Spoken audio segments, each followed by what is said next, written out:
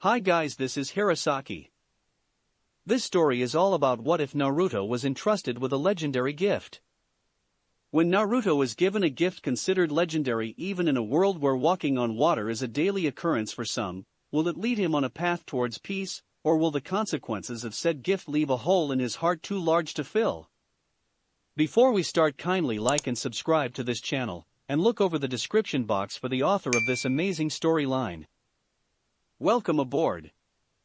Chapter 84, Embers 8. The sounds of fighting and explosions didn't seem to reach the two as they stared at one another, neither opting to make the first move. Both knew to be wary of their opponent because of the potential power that they both had, the limits of which had yet to be seen. Both had somewhat of an idea of what the other could do, but anything else was up to differing experiences and age.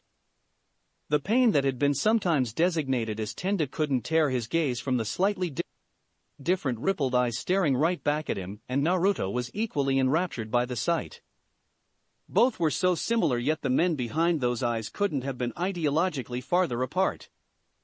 "You are quite powerful, that much I can already tell. That blow would have killed most humans." Naruto's even gaze briefly flickered between a frown as he dropped from the hole he had made in the hospital, landing so the length of the street separated them. "You speak as if you are not human?" Tenda gave no sign he had even heard the question, his perpetually set expression of emotionlessness almost looking past the younger blonde. "These eyes are not of mortals, you must have come to understand that by now. Our predecessor, the sage, was a god among men because of them. He was unrivaled even by the old gods of this world, casting them down so that man could flourish in their stead. In these eyes are the potential to exceed our mortal selves and become gods. That is what we are." When he said we, Naruto had a feeling he wasn't just talking about the two of them, the image of that bald Rinnegan user springing to mind. "Who are you then?" Naruto couldn't tell from this distance, but something seemed a little off about the man in front of him, and it wasn't just his demeanor. The piercings through his body were unmistakably the same material as the chakra rods both of them used, the faint aura of chakra they gave off telling him that much. Was it some kind of intimidation tactic? "We are pain. We are God." Naruto's front only deepened with those words. It was like looking into a mirror of what he might have become without the guidance of the monks. This was a man who had been given power, only for it to go to his head in the worst possible way, giving him delusions of godhood. "It's just a Jujutsu, having more power does not make you any less human than I am." Finally, the expression of the orange-haired Akatsuki changed as a light smirk crossed his features. "It is amusing to hear you say that, considering you bear the very same eyes." Naruto fought back the scowl that wanted to tear over his features, instead opting to divert the conversation, buying more time for the shinobi of the village to rally themselves and evacuate civilians. He had a feeling that any fight between himself and this man wouldn't leave too much in its wake. "Why are you even here? As I understand it, you have to seal the Kyuubi last." If the man seemed perturbed by Naruto's knowledge of the Akatsuki's plan, he didn't show it. Instead, he started to walk forward calmly. "That is true, our plans will eventually require the sealing of the bijou contained within you. However, that is why I came personally, so I could speak to you." One heir of the sage to another. Naruto nearly faltered at that. All pain came to find him for was to talk? About what? "Our goals differ, we have nothing to talk about." It sounded very uncharacteristic coming from Naruto, considering his past history in trying to make peace through means other than violence. However, this man, the leader of the Akatsuki, he was what stood between him and foe having a life together, undisturbed. If this man had even half of the determination in his own goals as Naruto did in his, then there could be no middle ground, no understanding wrought through words alone. "That is not true." Tenda continued to walk forward, seemingly unconcerned with his surroundings as he didn't even glance about, always keeping his vision fixed on Naruto. "Our goals are very much the same, the only difference is that I have a means to achieve what you are still struggling to understand." Naruto's confusion got the better of him, and his eyes showed it as he blinked at the man walking towards him. "What do you mean?" The orange-haired Rinnegan wielder smirked again, his arms going wide as if to mock the very situation they stood in the midst of. Peace. At that, Naruto gritted his teeth as Kisame's answer to that same question rang through his mind. How could you preach about peace standing in the very midst of an attack you instigated? Innocent lives are being lost because of what you are doing right now. Pain's smirk slipped away as his face once again lost any semblance of emotion. Understanding between men is such a fleeting dream, happening so rarely and so tenuously that it is almost fated to snap. However, being such as me, and you know that fate holds no sway over us. True understanding is only created when people share pain, when they all share the loss and suffering dealt to them. Then and only then will there be peace. It took a moment for his words to register with Naruto before many things began to click into place and a scowl slowly formed on his usually serene face. So that's it? Your answer is fear? You would have men cower at the consequences of their own actions, tamed by horror and the shared pain of thousands? Pain stopped a short distance from the blonde, barely 10 meters separating the two bearers of the legendary eyes. No. The answer surprised Naruto momentarily, but it didn't last long. The shared pain of millions. At this his voice was quiet, but it echoed so clearly in the street that it seemed to reverberate in the monk's mind. The bijou will be combined into a weapon so terrible that even one use of it will tear apart entire nations. Men will fear its use and its use against them, and war will end because that pain will be understood by all. Naruto's hands slowly clenched into fists as the thin aura of chakra that had been surrounding his body since the seal had been released grew, flickering as though translucent flames had consumed his body.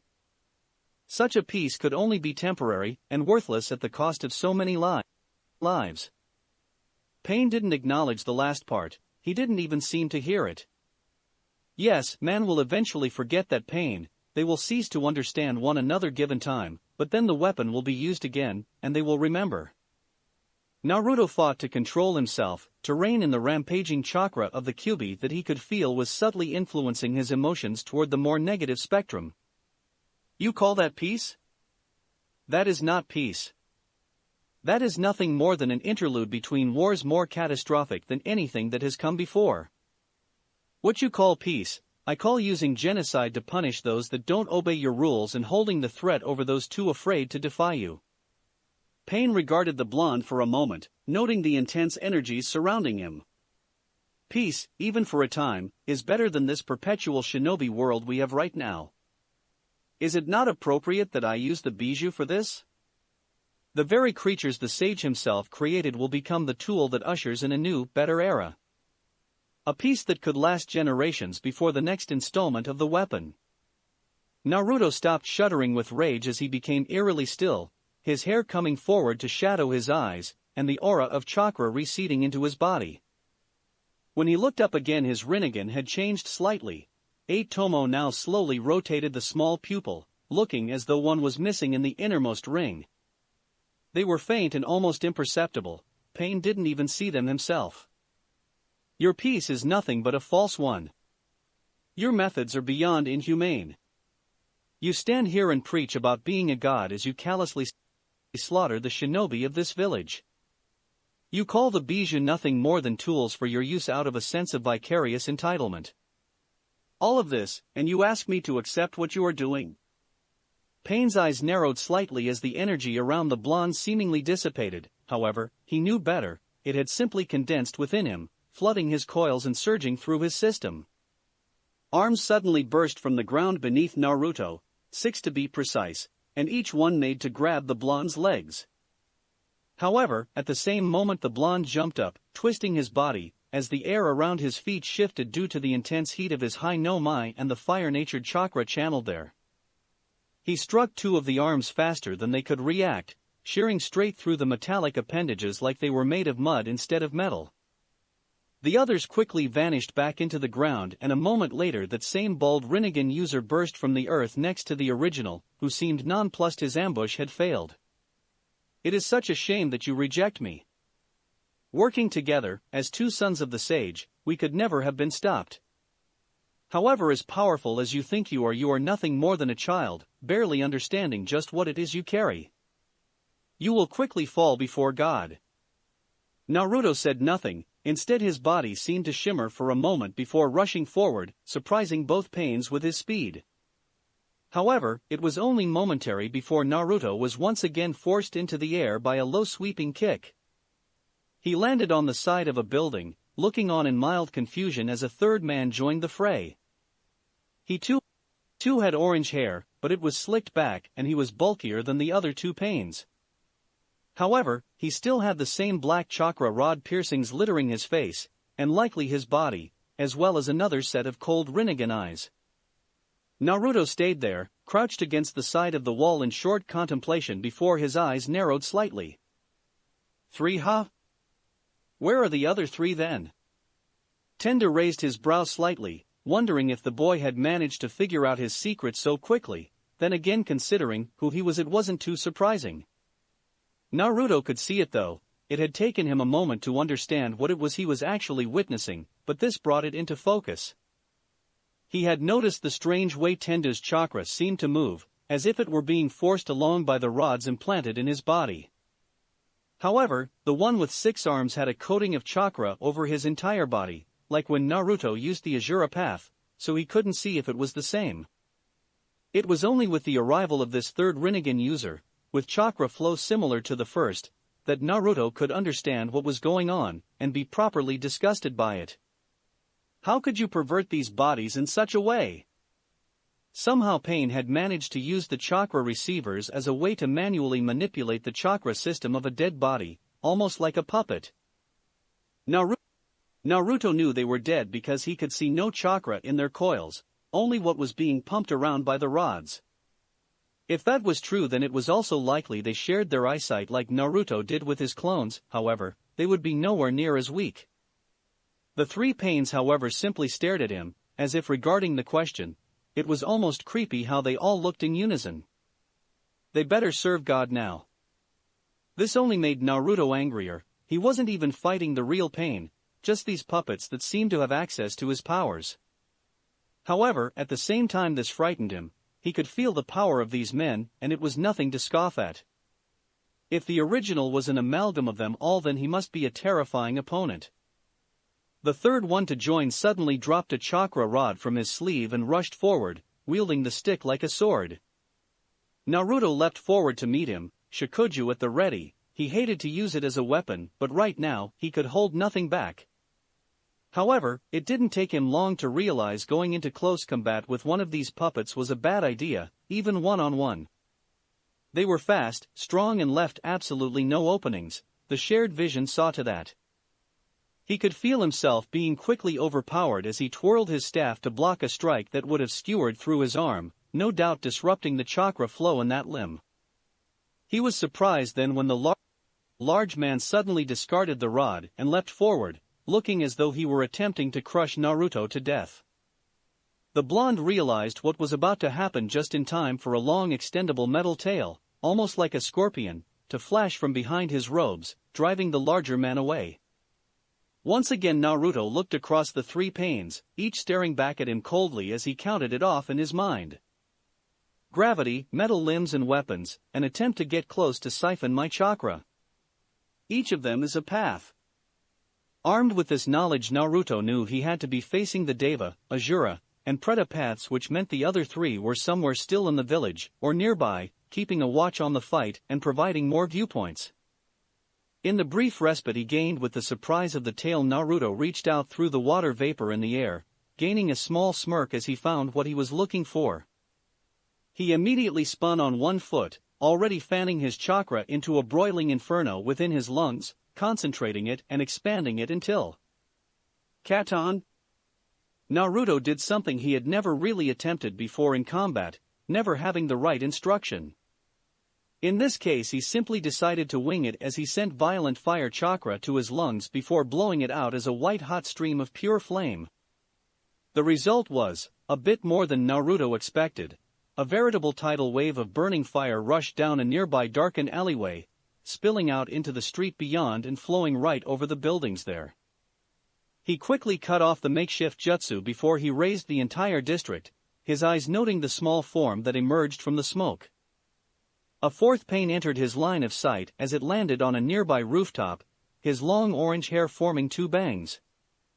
Its robes were burned and smoldering, but it seemed otherwise fine. However, that didn't matter to Naruto. He had gained what he needed. If each pain could use all the abilities of the Rinnegan, it would have simply absorbed the flames, which meant they were limited to one each. However, now Pain really had the numbers advantage, which he made no waste off as the four paths suddenly rushed in close to Naruto. The only thing that prevented the blonde from getting a nasty beating from the near-perfectly choreographed attack was his staff, which he was able to use to keep them from getting too close. However, a Shikuju was no offensive weapon, and against the tough paths it might as well have been a stick. None of them held still long enough for him to try and subvert their chakra through it, and they were too skilled in taijutsu to really let his strength come to bear. It seemed like a stalemate between them, quickly becoming a battle of attrition, which seemed unfavorable to Naruto.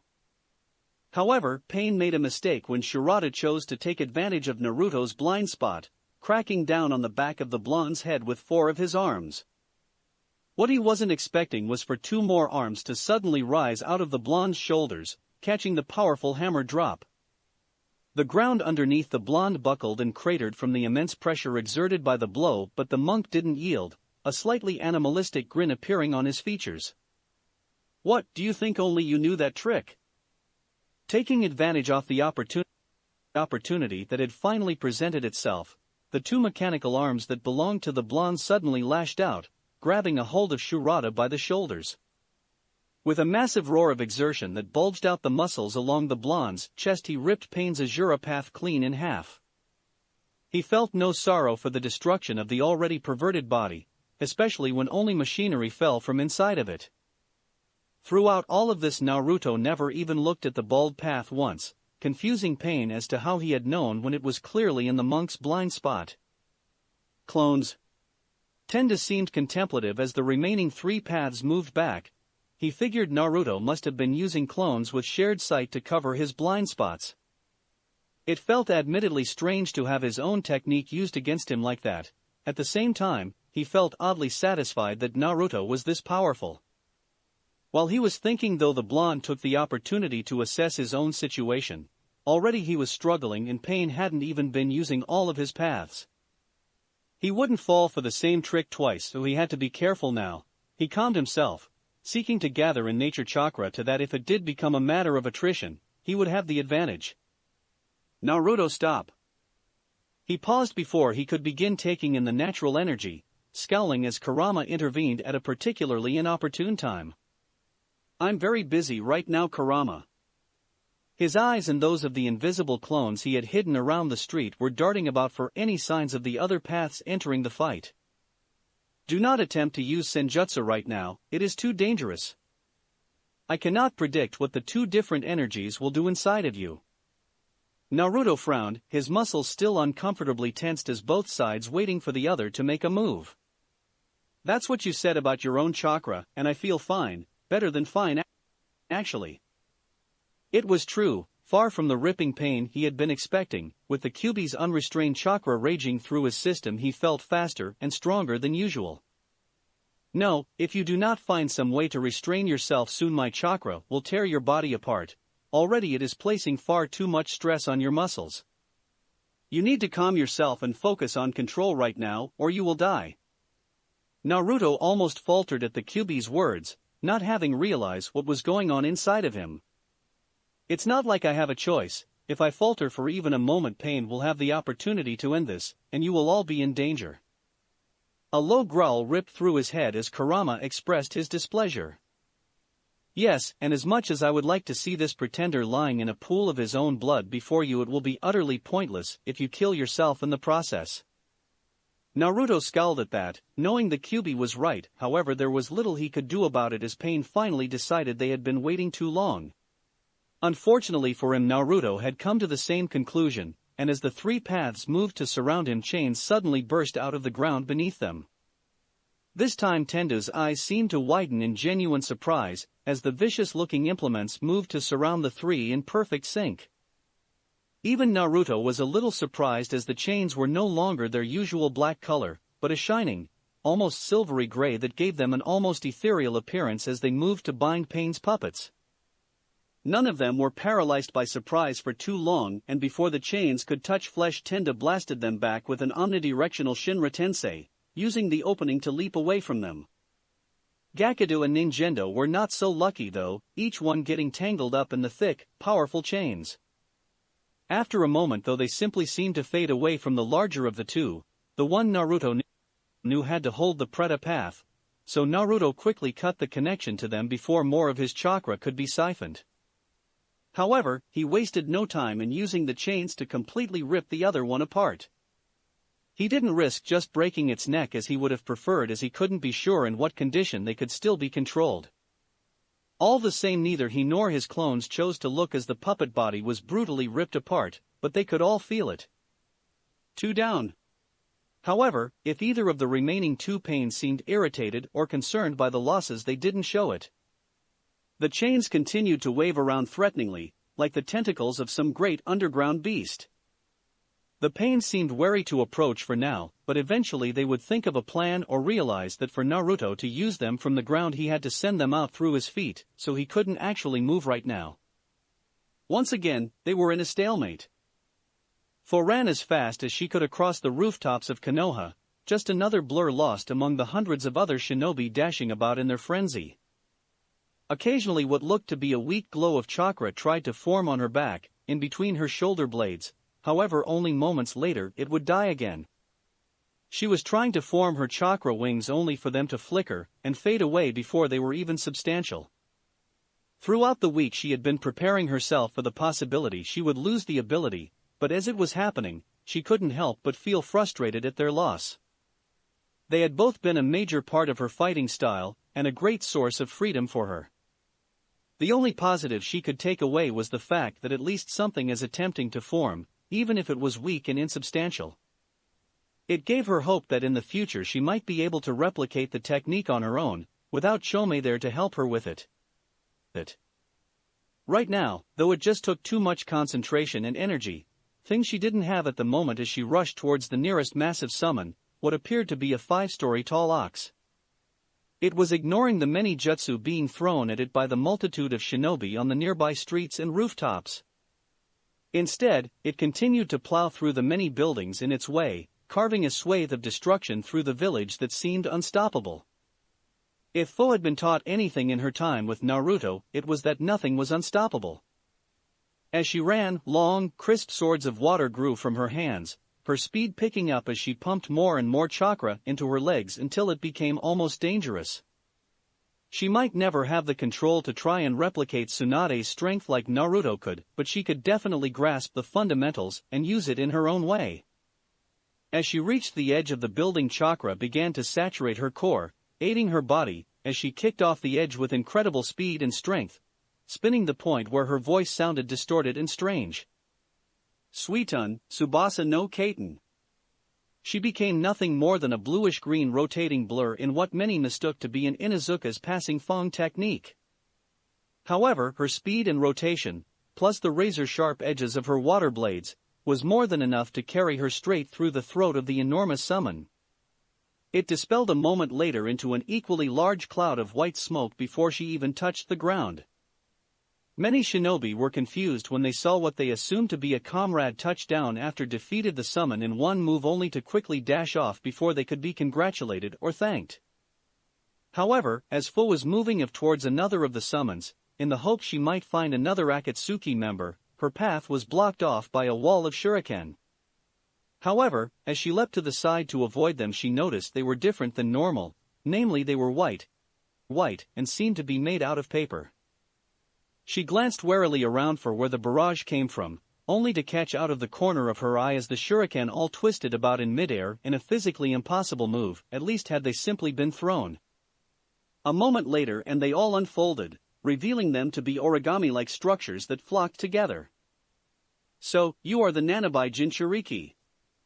Out of the swirling vortex of papers stepped a woman with blue hair, and startlingly similar amber eyes to Fo. However, she wore an Akatsuki cloak which was all Fo needed as far as a target went, keeping in mind what she had already seen. Fo dashed forward, moving with speed that actually managed to surprise the woman even if her face didn't show it. However, her shock was only external as Fo realized her mistake too late.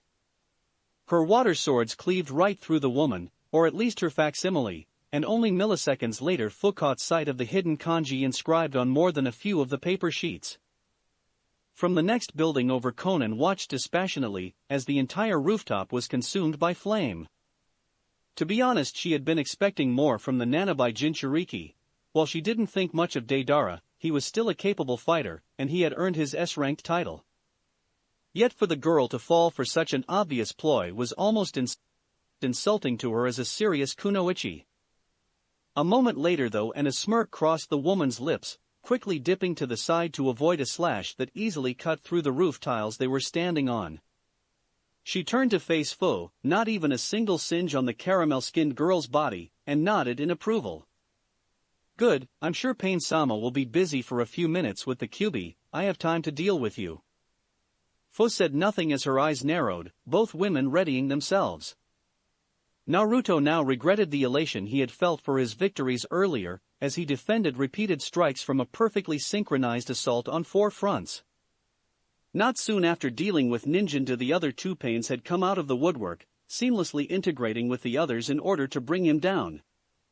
His chains only offered him so much utility when he used them in open combat, as with their shared vision the Pains were almost impossible to sneak up on, and if he tried a sneak attack he would be rooted in place and susceptible to Gakudo or Tendu.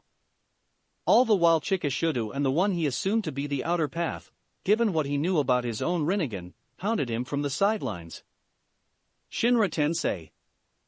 When he felt overwhelmed, he tried to release an enormous blast of energy to clear him some room.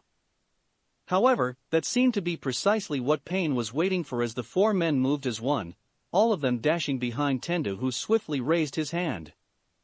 "Shinra Tensei." His calm voice sounded out above the sound of rubble being thrown around as a second wall of force rose to meet the first. Once again, the two identical attacks collided with one another, rippling the air until they imploded, causing a shockwave to wash over everybody. In that same instant though, Tendu raised his other hand as Gakudo moved round to stand next to him. Banzho Tenin. Naruto's eyes widened in recognition at the technique's name as he was suddenly lifted off the ground and sent hurtling towards the two men. Instinctively, chains shot from his back, digging deep into the ground in order to anchor him so that he was almost comically stuck flailing in midair. However, this seemed planned for two as Gakudo darted forward, crossing the distance between them faster than he had moved before. On reflex, Naruto's arm suddenly shifted and contorted until it better resembled a thin metallic barrel that instantly charged up with blinding light. He realized his mistake too late as he released the blast of concentrated chakra, only for Gakudo to raise his arm almost casually and absorb the blast, continuing his charge unperturbed.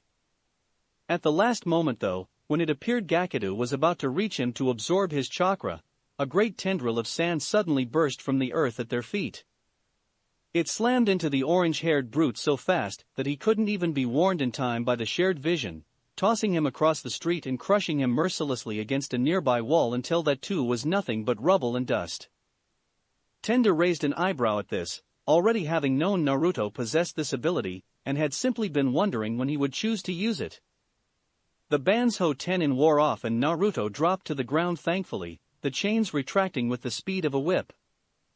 Sand now writhed around him ominously as the blonde figured he might as well use it if the surprise was gone.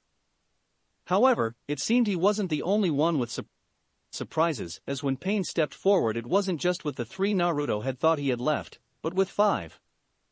The blonde widened his eyes in surprise when Shirato and Ninjendo joined the ranks of their fellow paths again, looking for all the world completely undamaged.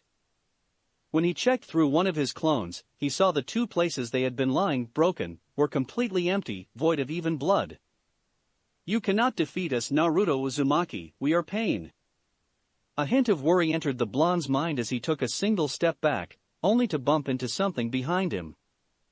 He whirled around, a black chakra rod forming in his hand in an instant. However, his wrist was caught in a steel embrace that he could already feel his chakra being siphoned away into as he looked up at the expressionless face of the last of the 6 Pains, also undamaged. "We are God." Chapter 85, Embers 9.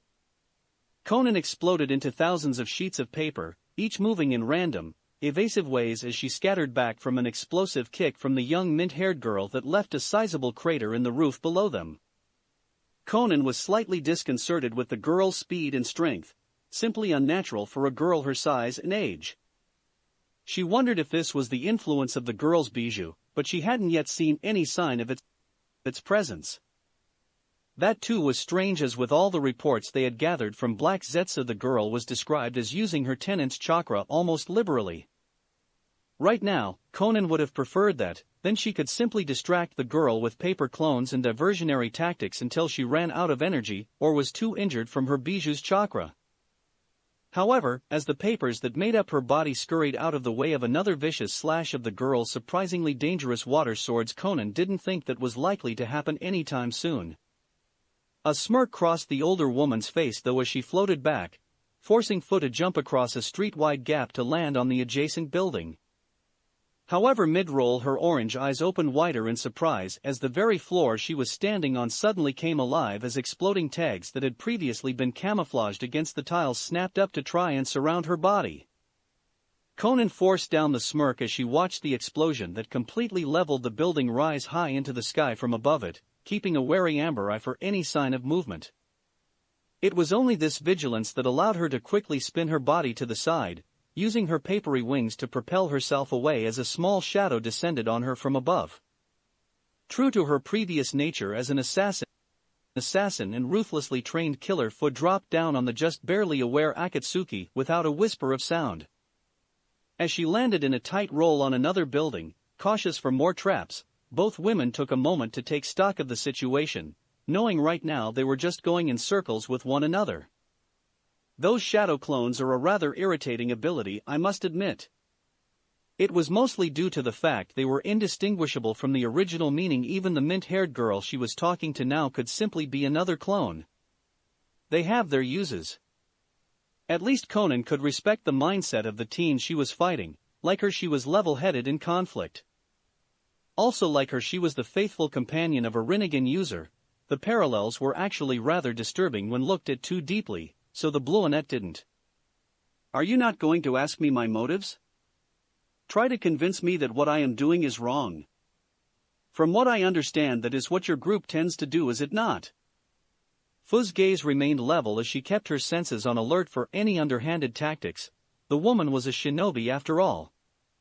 I am not Naruto. I am more than willing to do the things he purposefully limits himself from doing if it means keeping him safe. Briefly, a spark of true respect alighted in Conan's eyes before she quashed it with the rest of her emotion, setting her mind instead to the task of just what Fu was buying time for with all these clones. Something that took this long to prepare would either be very powerful, or the girl was accounting for as many tactical possibilities as possible in whatever trap she was preparing. I can admire your commitment, but I must also be faithful to my own. Pain's wishes are my own. Faster than Fu could react, the papers around Conan's hand swirled, coiling tightly into a long and viciously tipped spear that the woman instantly threw. The former Jinchuriki had no chance against the spear propelled by both Conan's strength and her chakram-enhanced paper. It struck her right through the shoulder, only missing her heart thanks to what reflexes Fu could actually muster. She just wasn't able to compare to Conan's more honed speed, thanks to the woman's age. However, only moments later the girl smirked lightly, her job done as she burst into a cloud of clean white smoke. Thank you for giving me time for this, I never was as good as the others at it. The paper user spun in the air, latching onto the new voice until she spotted another Fu standing on a nearby rooftop. Conan wasn't sure how she knew, but this one was definitely no clone, she just seemed different, even if it was hard to put a finger on why. Paper swirled violently around her hand again, this time into a large windmill shuriken, but she launched it with that same deadly speed like she had predicted. Fu leapt up and over the slightly slower-moving projectile. However, Conan allowed herself a brief smirk as a second shuriken revealed itself in the shadow of the first. Her lips almost immediately turned down though when instead of the expected sound of flesh being cut open there was only a dull tap. Fu had reached out in midair and caught the razor-sharp edge of the paper weapon so quickly it didn't even reach her palm. Not only this, but she managed to do it all without actually looking up once, and Conan quickly understood why when she finally saw the girl's eyes. They practically glowed with the ominous color of molten gold. You possess a form of sage mode like Jiraiya-sensei. Almost as if to punctuate that statement, both women felt the tremors behind them, as in the distance an enormous toad buried its equally large sword into the ground in an attempt to deal with one of Pain's summons.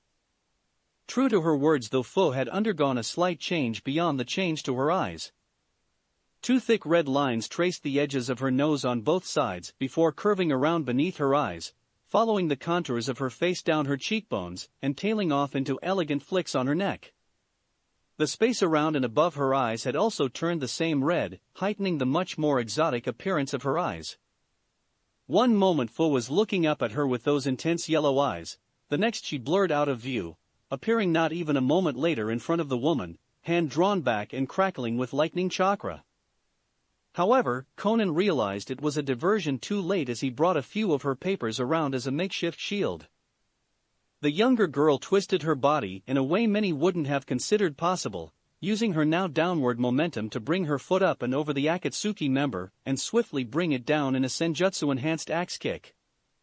The two separated again, Conan reeling from the brutal attack and Fu managing to gracefully flip back onto the street. However, at the same instant her foot touched the ground, it once again came alive as hundreds of sheets of paper latched onto her. She couldn't even jump away as the little white sheets secured her to the floor, allowing more and more to flock onto her body, until she was entirely encased in paper like some strange makeshift statue in the middle of the street.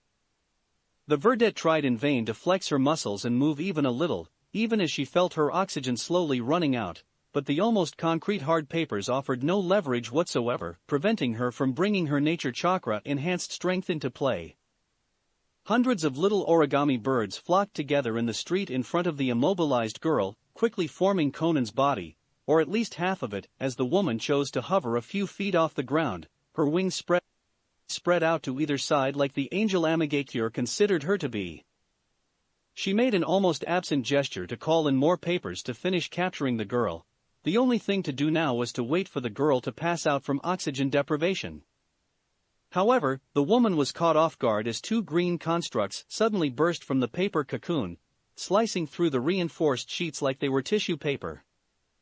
The two insectoid wings buzzed experimentally once before moving in a flurry of frenzied action, using their razored edges to neatly slice through the girl's confines. A moment later and Fu was free again, taking in large, thankful gulps of air as her new wings buzzed excitedly behind her, sometimes spasmodically as if they were unsure of what they should be doing. After a moment both women got their bearings, returning to glaring at one another as the newly winged Fu began experimental flapping her wings.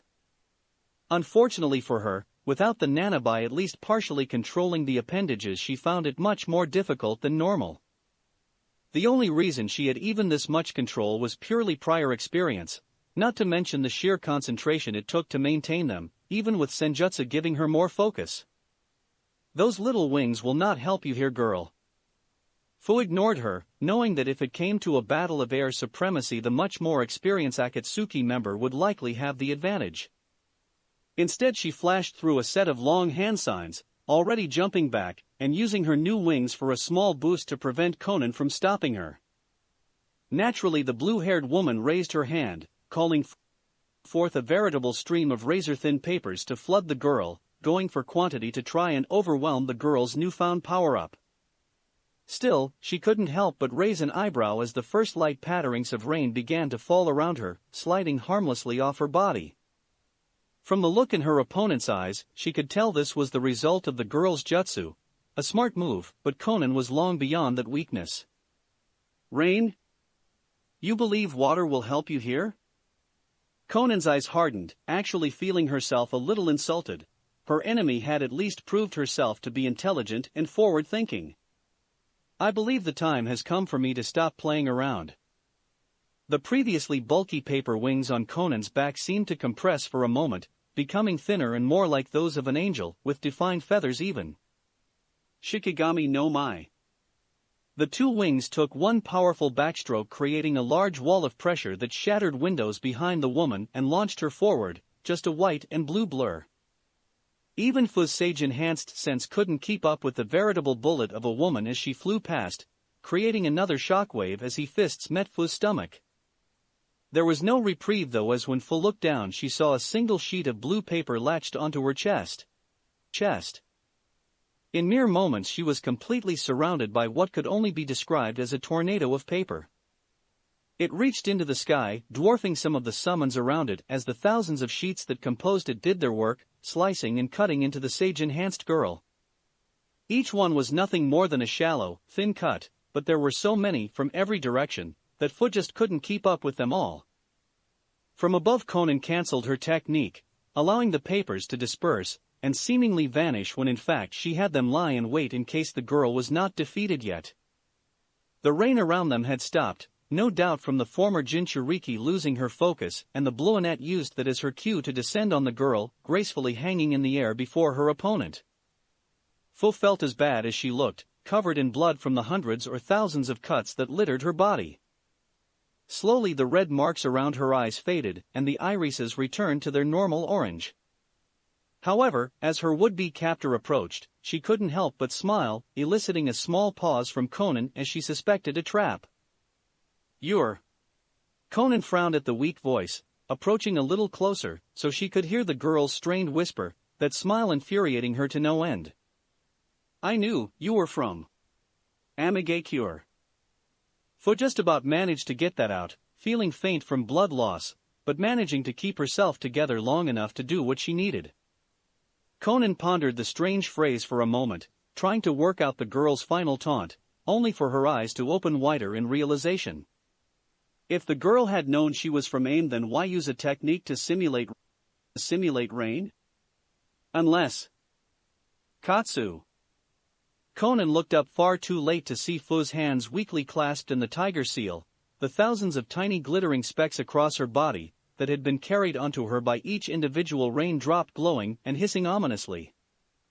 Quickly, triage procedures everybody, come on." Tsunade huffed, blowing a stray strand of her long blonde hair away from her eyes as she glanced around the makeshift medical area. Naturally, the hospital was a prime spot for attacks during the invasion, so this area had been set up as quickly as possible to deal with the sudden influx of injured or incapacitated shinobi. Around her the medical ninja scurried about, prioritizing and treating patients the best they could while an entire company of ANBU stood vigilantly nearby as guards. Her head flashed up as the ground beneath her rocked slightly, a warm gust of air blowing past her as the surrounding ninja steadied themselves. In the near distance a small plume of flame rose into the sky before petering out, just a rain of dust and smoke to mark the explosion.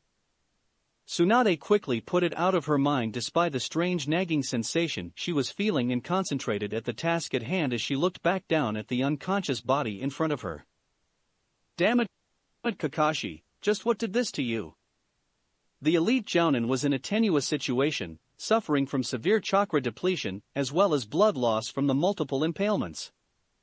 She was still making efforts just to remove the strange black rods and not send the poor man into shock. Momentarily she felt a flutter of worry for her idiot of a teammate, but quashed it, knowing Jiraiya was strong enough to handle himself here. However, as she looked up to see a small sandstorm raging in what appeared to be the center of the village, she knew who it was she was really worried for. Pain missed the small flash of a smirk crossing Naruto's face before the Gakudo was sent hurtling back through the wall behind the blonde and three more in its path. The only indication Naruto had done anything was the palm he had facing towards the larger puppet. If Pain was surprised by the wordless Shinra Tensei, though he certainly didn't show it, his paths instead moving to try and surround the blonde only for said monk to chuckle lightly. "The civilians have finished evacuating." He could feel it through his water sense. The only signatures anywhere in the near vicinity were higher-leveled ones like ANBU. He had wondered why no Konoha shinobi had intervened in their fight yet, but he presumed between protecting their injured Kage, fending off the giant summons, and making sure the genin weren't placing themselves in immediate danger, the village ultimately had its hands full. After all, Konoha was not expecting the attack, so a large portion of its forces were out on missions or in the surrounding regions on patrol, too far away to be of any help. Good. Naruto flexed his hand, the sand around his feet twitching as if cold. That means I don't have to worry about them anymore. The sand began to whirl more violently as the 5 paths in front of him eyed him carefully, trying to prepare for whatever was about to happen. However, as the sand blasted outward, swirling in a maelstrom of tiny, grating particles, they could do nothing but raise their arms to shade their eyes. One of them noticed that around them the walls were being noticeably ground away by the furiously swirling sandstorm, eliciting all of them to jump up to try and escape the unnatural phenomena. They missed it then, with their obscured lines of sight, when thick black chains simply appeared before them from nowhere, instantly impaling 3 of the paths before any of them knew quite what was happening. Internally all of the pains scowled as one of them, the pain with the squared jaw and spiky hair, was speared straight through the head, instantly making the puppet inoperable. Naruto had undermined a large portion of their strategy without even realizing, not to mention taking out Chikushido and Ninjendo in the same attack, effectively having Pain's numbers. At the same time though it allowed him to divert more chakra into the remaining 3, strengthening them enough that Tenda was able to bat the chain aside and Shirata was able to separate his torso from his legs by a long metal cable, dodging the chain. Both grabbed their respective chains in unison, pulling them forward and grabbing the neck of the invisible Naruto clones behind them before mercilessly crushing them into smoke. Tenda grunted in mild annoyance as he looked around fruitlessly, unable to see anything at all within the localized sandstorm, and despite the body's inability to feel pain he knew that slowly the skin was being ground away at, limiting its capability. He raised a hand, blowing back a massive portion of the sand to try and clear his vision, incidentally leveling a nearby building beneath his notice. His eyes widened though in visible surprise as a shadow descended over him, growing alarmingly in size as he looked up to see an arm-like structure of sand coming down to flatten him. Banzhou Tenin. The orange-haired Akatsuki suddenly flew out of the way of the arm, his body jerking unnaturally as he was attracted to a nearby structure that trembled as the sand arm crushed the ground behind him. He flipped and landed feet first on the wall, cratering it from the impact before standing there horizontally, calmly looking for any sign of his blonde-haired opponent. He was lucky Shirata had survived the onslaught of the chains as not a moment later the Azurapath using bald Akatsuki managed to catch a beam of pure white energy in their shared vision that Pain recognized all too well. A crushing impact in front of him from Gakuto falling from the sky saved him though as the larger puppet opened its arms out wide, absorbing all of the chakra from the blast as all 3 Pains looked towards its obvious source. It made Naruto narrow his eyes slightly as his arm disassembled and reassembled itself back into a normal hand again. He quickly raised a palm, blocking a series of powerful explosions above him with an invisible wall of force, still feeling the intense heat from the small but dangerous projectiles launched from Shirata's arm. Not a moment later Gakuto came barreling out of the smoke, dodging the chains and sand Naruto sent at him with far more speed and agility than it had shown before. The 2 locked hands as a look of small satisfaction crossed the orange-haired puppet's face only for it to drop as it felt nothing happening. When it tried to draw out chakra from the younger blonde it felt some kind of resistance, its eyes only opened wider in alarm when it felt its own chakra slowly begin to get drawn out against its will. Realizing the situation, it tried to use what it assumed to be its greater strength to throw the boy closer to the other Pains only to find itself unable to move. Naruto quickly overpowered the much larger man thanks to the strength he had inherited from Tsunade, holding him there as he locked eyes with the puppet, making sure that wherever the real Pain was he could see him clearly. These are nothing more than empty puppets with a poor facsimile of our power, as long as you hide behind them you won't beat me. A 3rd arm grew out of the monk's shoulder, quickly reconstructing itself into an awfully familiar and complicated tube-like shape before it glowed a bright blue and Pain saw nothing else from that path. Naruto allowed the now headless puppet to slump to the side, a little sickened by the fact he had just had to witness a grown man have his head completely disintegrated by a blast of concentrated chakra. Their fight had moved towards the edges of the village now, towards the cliff that bore the Hokage monument, and Naruto could clearly see the path of destruction it had wrought through the streets. He didn't get time to look for very long before a wall of sand sprung up beside him, blocking off a sharp metal tail that was trying to bisect his body. He jumped back from the flurry of mechanical fists that tried to further the damage only to swing through air. Moments later, Shirata found itself surrounded on both sides by two Naruto clones that had seemingly phased out of thin air, both with their hands towards it and their eyes cold. Shinra Tensei. However, before the rippling waves of force could rend the mechanical path apart or crush it flat, its body was violently yanked away, as if he had been plucked by some great invisible string. The two clones, in their surprise, were not fast enough to dodge the two chakra rods that swiftly implanted in their neck courtesy of Tendu, leaving Naruto standing alone against the two pains. At that moment, though, a great blast rippled through the village, causing Naruto to look over to where a great plume of fire and smoke was reaching towards the sky. Pain quickly saw his opportunity as Shirata crouched down, the top of its head seemingly unfolding to reveal a strange metallic hole that seemed unsettlingly similar to the chakra cannon Naruto could manifest in his arm, only bigger. He was proved right as the puppet's head began to glow blindingly bright before an enormous blast of energy roared out of the weapon. The ground underneath its path was torn asunder as windows that had somehow survived the previous onslaught shattered completely. Naruto literally had no time other than to raise his arm, his eyes wide with the sheer magnitude of the blast, to proportions he had never even tried, even in Sage mode. As the puppets were being whittled down and Pain's chakra was distributed more evenly, they each became more and more dangerous. So blinded by the corona of pure energy engulfing his view, even as he drained it into himself, he missed Tendu raise his hand, his eyes rippling with energy. Shinra Tensei. Shirata never stopped firing, not giving Naruto time to mount a defense as the poor monk was hit full force with the catastrophic attack, lifting him up and sending him careening through the air. He desperately tried to right himself, but he was too disoriented from the wave of force to think clearly. He had even managed to reinforce his skin with Doton Chakra and the Azura Path, but it still felt like being hit with a truck or one of Tsuanda's untempered punches. He rolled painfully to a stop after crashing through more than a few trees, now well on the outskirts of Konoha, to the point where the surrounding forest completely hid the village from his view. A tree next to him exploded as Shirata made its presence known, blasting into the clearing with what appeared to be jets of flame roaring out of its feet for propulsion. Naruto managed to skirt out of the way and attempted to punch the flying path, but only succeeded in getting one of his arms caught. In a sudden feat of strength, though, Naruto whirled, using his more stable footing as a pivot to throw the mechanical Akatsuki member into a nearby cliff face, ripping off two of its arms in the process. Before any respite could be had, though, his eyes widened as his passive water sense informed him of the nearby danger, allowing him to lean back to avoid being ruthlessly stabbed by another chakra rod. His hand came up at the same moment as Tendu's, both of them widening their eyes slightly as their hands pointed at one another, only inches apart, the invisible gravitational forces already unleashed.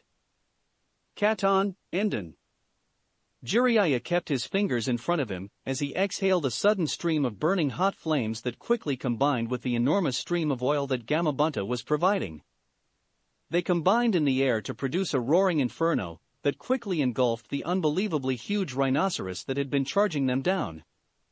The pitiful creature roared in vain for a few moments as it burned, unable to quench the oil-driven flames as it writhed on the ground before finally succumbing to its injuries and bursting into smoke. The white-haired toad sage wiped his brow from having to perform 3 high-level summoning techniques as well as all these combination techniques. It was almost as if his age were beginning to catch up with him. He quickly laughed off his own concerns before steadying himself as yet another large explosion swept past him, the displaced air causing a few windows to rattle and his hair to move. This time, though, the blast seemed to come from much further away, outside of the village itself, which made him look around. Sure enough, in the forests just to the side of the Hokage Mountain, at the base of a particularly large hill, a plume of smoke rose from what appeared to be a newly created clearing. It was too far away for him to try and tell just what was going on, but he left it to the shinobi that were closer. Right now, he had a job to do. The summons that had been harassing the village were finally staying dead for whatever reason, as opposed to being replaced almost as soon as they were destroyed, and Jiraiya was taking the opportunity to deal with them quickly and efficiently. He had received word that Hiruzen was badly injured, so in essence, he was the highest-ranked shinobi that was able to coordinate the village's efforts. Still, he couldn't fight off the mild nagging feeling he had at the back of his mind that something was wrong. Naruto groaned lightly as he pried himself out of a particularly large tree trunk his body had managed to embed itself into. His recollection of the last few moments seemed a little muddled, but he at least knew that the use of two very high-level gravity manipulation techniques that close together was just a terrible idea. He dropped to the ground, having to take a knee to clear his swimming head. Unfortunately for him, his opponent suffered no such restrictions of pain, rather ironically. Sure enough, Tendo emerged from the trees, blood covering some parts of his body, and much of his Akatsuki robe torn to shreds, but otherwise still in one shape. "You have fought well, Naruto Uzumaki, as only to be expected from a bearer of the Rinnegan. You had the potential for a great deal of things, but ultimately you chose to stand against my vision of peace, and now you pay for it, kneeling before me." Naruto let out a cynical laugh as he struggled to his feet again, his legs still a little shaky as he did his best to heal the damage that impact had done to him. "I'm not done yet." He managed to push off his knee and stand firmly on his feet, glaring back defiantly at the stoic expression of the sole remaining body of pain. "No, this ends here now. You were right when you said these puppet bodies of mine are mere facsimiles of the true power we possess as successors to the sage." However, Tendo suddenly clasped his hands together and Naruto was able to witness a positively enormous amount of chakra swirl between them, growing and compressing, becoming more and more dense until it became almost blinding to look at with his chakra-sensitive eyes. With just this body left, those restrictions are far looser. When the spiky-haired man opened his hands again, a tiny little black ball floated between them before suddenly flying out of his hands and taking to the sky, pulsating almost excitedly. "Be honored that you would force me to go this far." Naruto's eyes widened in surprise and fear as the ground around him began to crack and shake, all the while Pain stared on impassively. Chibaku Tensei. Chapter 86, Embers X. It was chaotic. The ground and everything else around Naruto was being ripped out of the earth, towards the pulsating black sphere that had quickly been covered by an increasingly thick layer of, well, everything. Trees, rocks, even massive chunks of the ground itself were pulled into the air and mercilessly crushed against the small singularity that only seemed to grow more powerful with each passing moment. As soon as Naruto felt his feet begun to leave the ground, his eyes widened, chains shot out of his back to anchor him to the ground on nothing more than an instinctual self-preservation instinct.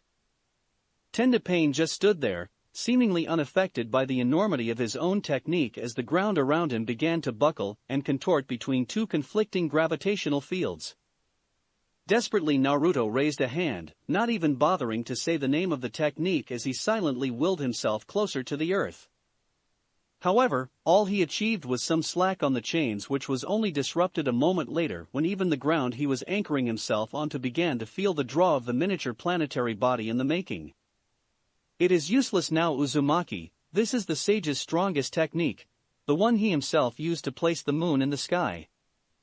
There is no escape now, only capture. I'm sure you will live though." With that seemingly final remark, Naruto felt the ground beneath him finally give, a huge slab of it slowly rising into the air and taking his with it, still dangling from his chains. He released them, finding no use in securing himself to a piece of earth that was actually rising faster than him. Instead, he set his sights on the body of Pain still watching him impassively. Surely if that was destroyed, then it would disrupt the technique? "Katon?" Naruto brought his hands around his mouth like a funnel, fanning and heating his chakra until he could blow out a white-hot steam of much more concentrated flame than last time. However, as an unfortunate side effect of his brash thinking, the attempted attack only succeeded in propelling himself closer to the sphere still growing in the sky. Pain himself was able to dash out of the way of the powerful, but ineffective stream of flames in a flicker of motion.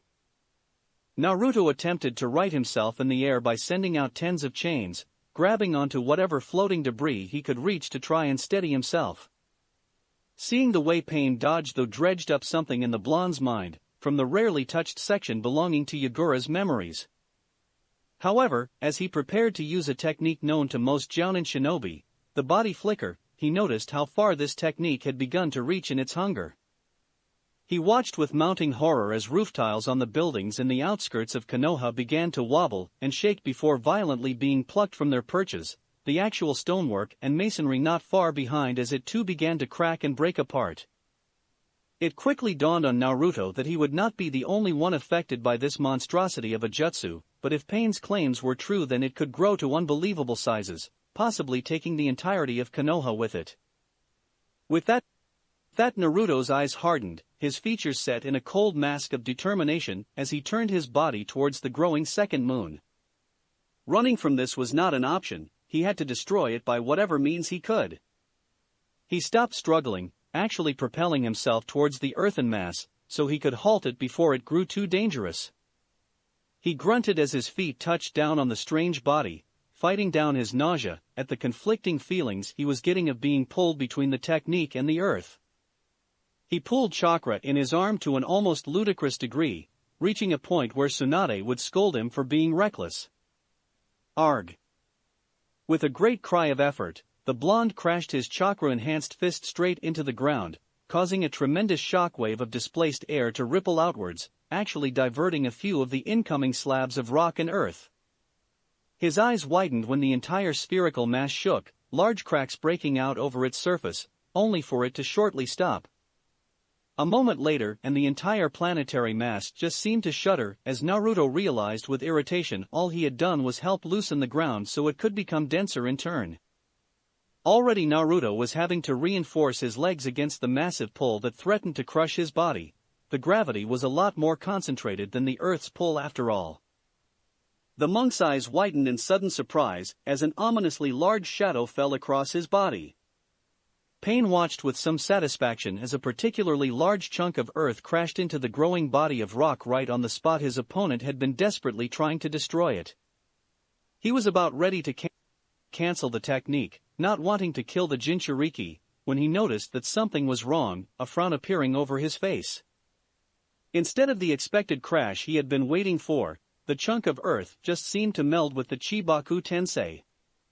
He quickly realized why when the sand the rock had been converted into parted, revealing a head of spiky blonde hair. Naruto grimaced as he pulled himself out of the sand that was quickly growing more and more dense, stealing away his control over it. It was a pretty idiotic move, but it had been more on reflex than anything. He certainly knew he didn't want to try and control the entire floating mass this way. The only thing worse than being stuck in a floating, heavy sphere of rock would be being stuck on a floating, heavier sphere of tightly compressed sand he would be completely unable to move his body in, even with his impressive control of it. There would be no destroying it then as the sand would only absorb impacts. He shook the sand out of his hair before reaffirming his features. Already the wave of destruction rippling out from the floating sphere was making its way through the village.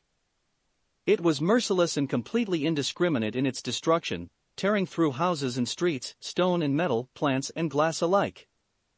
The monk tore himself out of the sand, gritting his teeth as much thicker than normal chains burst from his back, flying through long, curving roots as he stretched them out further than he had ever really tried before. The thick silvery chains eventually wrapped around the entirety of the still-growing sphere, like some kind of strange ribbon on a large earthen present. However, the exertion of stretching the manifestations of his chakra, that far has small rivulets of sweat dripping from his brow. Jigeru, kusurg kusari.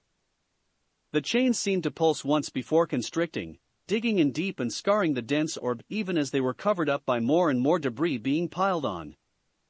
Shakily, still maintaining his control, the blonde raised a hand, allowing another thick chain to fly forward, embedding itself deep in the ground below them.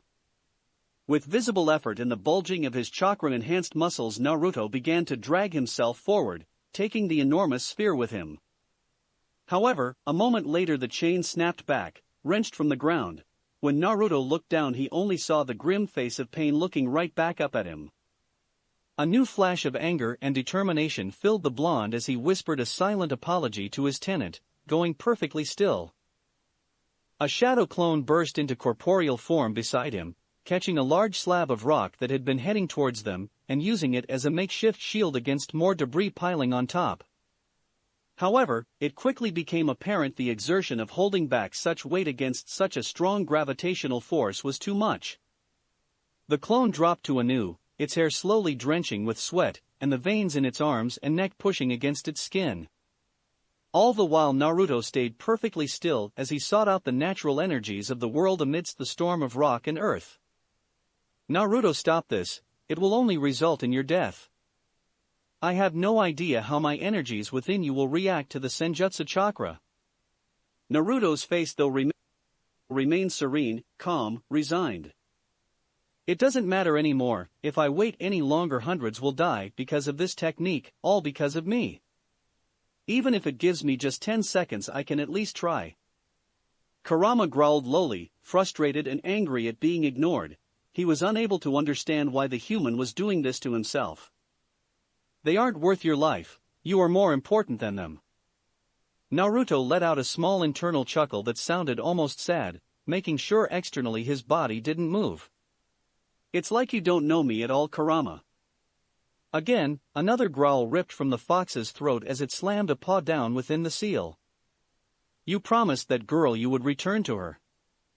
Kurama was sure the idea of abandoning Fu would at least give Naruto pause, and he was becoming desperate, already feeling the tentative strands of the powerful foreign energy brush against Naruto's coils. However, to his surprise, Naruto only let out a small, regretful sigh as he worked to welcome the energy, harmonizing his body with it. I love Fu, but she will understand. With that statement, Kurama went quiet, unable to think of anything to say, not that it would have mattered at this point. It was already too late. Glowing, golden Rinnegan eyes snapped open and the entire sphere, now almost a kilometer across, shuddered. Slowly Naruto spread out his hand, feeling his chakra mold as easily as ever, the unrestrained energy of the world using his body as a conduit for its power. Then, suddenly and without warning, he closed it again. Kenkiona Jiben. Pain decided to wait this time as he saw the visage of his blonde opponent vanish beneath a few tens of feet of rubble stone and various masonry. Behind him, Konoha continued to get torn up and ripped apart to fuel the monstrosity hanging in the air, as though it was a part of some great play set, hanging from invisible strings attached to the sky. In truth, the self-proclaimed god had never used the technique to this extent before, and the fact the Kyubi Jinchuriki would warrant its use without even drawing into the beast's power was staggering. Despite all his claims though, Pain could not keep this technique going on like this, and he knew it would naturally come to a conclusion before the majority of Konoha was threatened. That was why the first icy tendrils of worry had begun to infect the Rinnegan user's mind as he saw Naruto struggle against the technique with varying levels of success.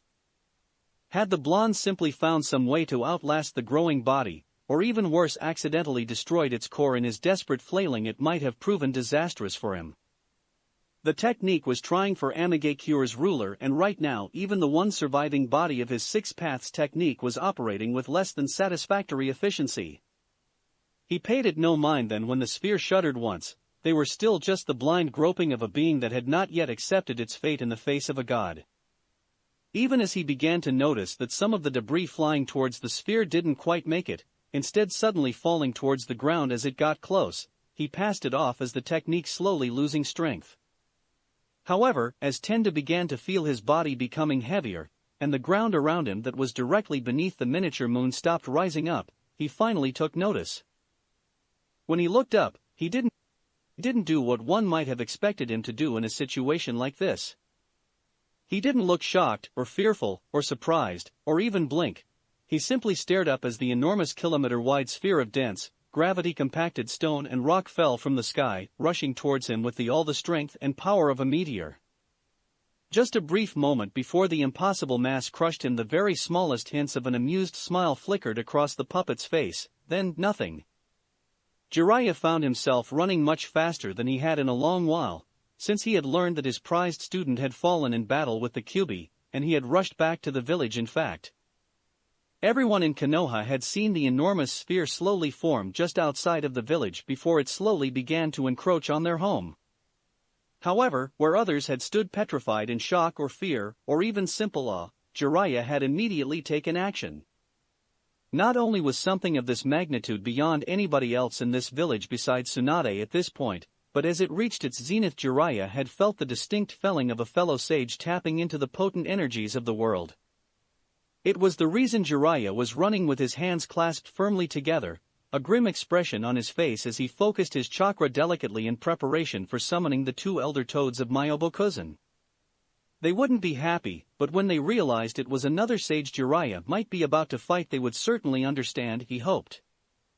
However, that concentration was instantly shattered as the great earthen sphere actually fell from the sky, accelerating downwards. The old sage wasted absolutely no time rushing through hand seals like there was no tomorrow, which if he failed there might not have been, at least for Konoha. A lot of luck went into how little damage the village took from being crushed under a veritable tsunami of debris and rubble from the resulting impact of the kilometer-wide sphere impacting with the earth at staggering speed. For one, the gentle slope of the side of the Hokage mountain did a lot to divert the brunt of the destructive wave. Second, Konoha was built in a vaguely circular shape, so the rubble that did meet the edge of the wall was somewhat shunted and only a few houses and streets were crushed. However, praises would be sung of Jiraiya and the enormous toad Gamaken, who had used his equally large shield to take the major brunt of the impact. When the smoke cleared and the dust settled, though, it became abundantly clear that the landscape of Konoha had been irrevocably changed. A field of rubble and broken, shattered stone lay to the southern edge of the shinobi village, and the Hokage mountain had seemed to become a little smaller than the white-haired pervert remembered. That mattered little, though, as Jiraiya could still feel the presence of the other sage. He hopped of Gamaken's back after a quick thanks to the thoroughly confused toad before dashing across the now barren section of what had once been forest, once again building up his chakra to summon the two elders. Once again, though, he was disrupted as he saw movement amongst the earth and stone. A moment later, and there was a muffled grunt of exertion as a blonde mop of spiky, ponytailed hair burst from the ground, the monk looking somewhat annoyed as he hefted a particularly large boulder off his body with the ease Jiraiya would have expected from Tsunade. For a moment the toad sage looked on in shock, the two elders forgotten as Naruto brushed himself off almost casually, checking to see if the bell in his hair had survived the descent. Naruto? Of course, Jiraiya eventually overcame his shock, blinking in confusion at the young monk that was covered in dust. A moment later, though, and the dirt covering his body seemed to just float off him, becoming granular like sand with a simple motion of the boy's wrist. There would be no fixing the boy's torn robes with the same ease, though. The monk looked up, smiling at the older sage as he finished pulling himself out of the boulders and rubble created in the impact. "One moment please, Jiraiya-san." The teen held up a finger, stumping the white-haired man as the boy looked around for a few moments before flickering in an unmistakable body flicker. Jiraiya was about to take off after him when he returned not a moment later, now holding his shikuju in hand, which had surprisingly survived the impact without so much as a dent. "What's going on here? What happened to your seal? Where is the invader? What was that technique just now? How are you even alive?" The rapid stream of questions from the befuddled man gave Naruto an opportunity to walk closer, desperately hiding the pain he was in. Doton chakra, his Azura path, and a healthy dose of nature chakra only went so far in reinforcing his body when he had a front row seat to a meteor strike. After a moment, Jiraiya finally took notice of something he had ignored in his surprise, gawking even more. "Is that you who is currently using Senjutsu?" Naruto wasn't sure why he was all that surprised that the man knew about the sage arts. All the opponents he had fought with it seemed to know anyway. "Give me a moment to gain my bearings first please, Jiraiya." The toad sage nodded reluctantly, but in that brief moment when he let his guard down, Naruto lashed out, tapping the man firmly on the chest with the end of the staff. In an instant Jiraiya found his ability to both mold his chakra and move his body stolen away in an instant. Somewhere back in Konoha, Gamaken suddenly poofed out of existence. "Good, now we can talk, at least for a short while. There are still things to do." Jiraiya frowned but quickly realized his could still speak despite whatever had been done to him. "What did you just do?" Naruto sighed, cracking his neck as he sat down on a nearby boulder, very much conscious that he didn't have a lot of time to speak. It's not very nice having your chakra taken away against your will, is it? Jiraiya narrowed his eyes for a moment before letting out an all too reluctant sigh. Point taken, kid, now can you undo this? Naruto looked up for a moment and, contrary to his usual nature, decided to act just a little childish for once. Pain was dealt with, or at least the puppet bodies he operated through, obviously for some important reason. It will wear off in a few hours. Jiraiya's face grew serious at the flippant answer, as the older sage attempted to flex his chakra and break whatever it was that was suppressing him to no avail. This is no time for jokes, Naruto. The white-haired man was surprised then when Naruto's own expression darkened, gaining years that didn't belong there and subconsciously making the older man cringe slightly, not that he physically could. I agree, but there is also a point to be proven. I knew about the leader of the Akatsuki, I knew about his Rinnegan. In fact, I was on my way to Amagakure to deal with the issue myself when Konoha decided that my safety was suddenly their concern. Again, Jiraiya would have flinched from the icy tone in the blonde's voice if he could. Many lives could have been prevented from dying today. With that last saddened statement, Naruto got up and walked away, leaving Jiraiya alone to fruitlessly struggle against his invisible bonds and ponder the monk's words. Kurama, what's going on in there? What's the damage? He was curious to know, as ever since he had entered sage mode, he had felt no ill effects. When the silence within his mind went on for a little too long, he tried again. Kurama? A long, withdrawn sigh was his answer, making him almost pause for a moment in confusion. Naruto, I am sorry. This time Naruto did pause. In fact, he nearly fell over at the sudden apology before walking on more briskly, waiting for an explanation. I didn't know, when you took in the nature energy it calmed my chakra somehow. Right now, it is no more dangerous to you than your own chakra. Naruto's face darkened momentarily, understanding the apology all of a sudden. If Naruto had entered sage mode earlier, he wouldn't have been at risk, and he could have possibly ended the conflict much earlier, saving many lives. After a moment, though, a long breath escaped his lips before his continued on, his senses spread out for what he was looking for. It is fine, Kurama, you didn't know. Anyway, if I had used Senjutsu that early, maybe Pain would have used the technique in the middle of the village. Who know how many lives could have been lost then? Naruto knew the old fox didn't actually care about the loss of human life. He had accepted that the bijou couldn't be changed so quickly. However, it at least showed that the creature respected the blonde enough to at least try to empathize, however insincere it was. Momentarily Naruto wondered just what he had done to leap up to this level in the fox's eyes, but he wasn't complaining. A few moments later and Naruto found what he was looking for in the half-crushed body of the last of Pain's puppets, his torso sticking up out of the rocks. Hesitantly, in case it was a trap, Naruto removed one of the chakra receivers from the corpse's arm before shaking the blood off with a grimace. He got a good feel for the chakra with his sage-enhanced sense before crushing the small black rod, following the path the chakra took until his eyes rested on a particularly large hill. He supposed it only made sense to be somewhere high when transmitting signals, and with a look of determination he set off. The blonde had a few images in his head of what to expect of Pain, a desiccated, red-haired man strapped into a machine that looked like it was the only thing keeping him alive was not one of them. The two Rinnegan users stared at one another, in person, for the first time, and for a while both were silent. One was sizing the other up, trying to glimpse their intentions while wondering why they weren't dead yet. The other was simply taking in their fellow Dojutsu bearer, wondering if somehow this was what they could have become. You weren't exactly what I was expecting.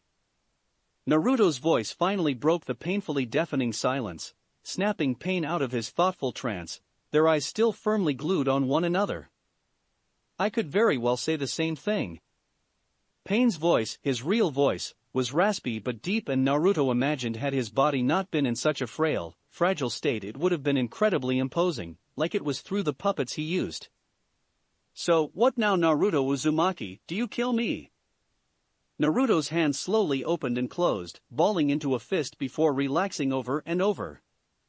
I don't know. In truth, Naruto wasn't sure what he had been thinking. He had no idea of what he was going to do or say when he finally met the other Rinnegan user in person. The answer seemed to surprise Pain as well, and once again the two were in silence. "What is your name?"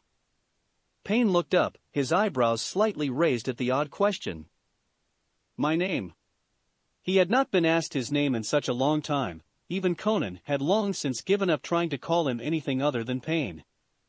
"Nagato." Naruto closed his eyes for a moment, and Nagato considered firing the chakra rod hidden inside his walking machine, but stayed his hand for a reason he himself wasn't entirely sure of. He didn't expect it would have done much anyway. "Nagato. I guess I just wanted to meet you, to try and understand how all of this happened, how you became this way." A dry, short laugh escaped the self-proclaimed god's lips. It rattled the many long chakra receivers that were stuck into his back like some gruesome impersonation of a hedgehog. "Understanding is pointless unless you share pain. That is the only way for two humans to truly understand one another." Naruto frowned, his hand still unconsciously flexing as he stood there. "But why does it have to be that way? Why can't mankind understand one another through positive emotions? A shared understanding of the love as opposed to the loss, the happiness as opposed to the misery?" Nagato regarded the young idealistic boy for a while, seeing so much of his friend in the boy that it was almost painful. "You are naive. Mankind will always know pain. It is the only common ground between us all.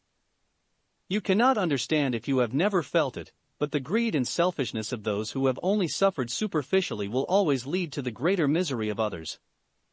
That is why people need to understand great hardship equally."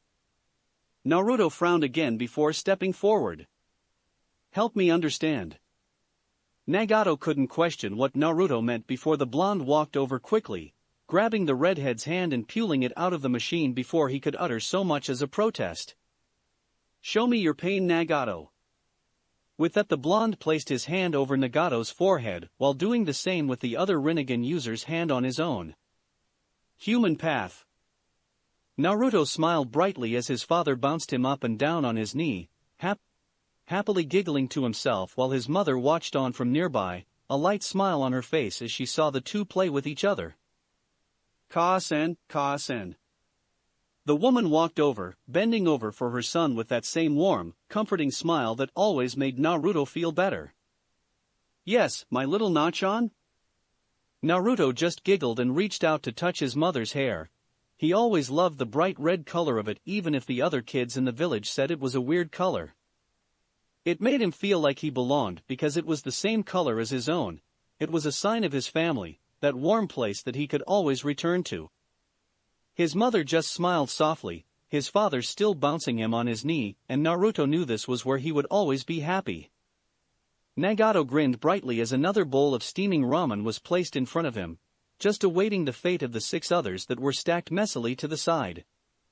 He looked up with that same shit-eating smile as he placed his hands together, nodding comically with his chopsticks eagerly clasped in his hands. "Itadakimasu."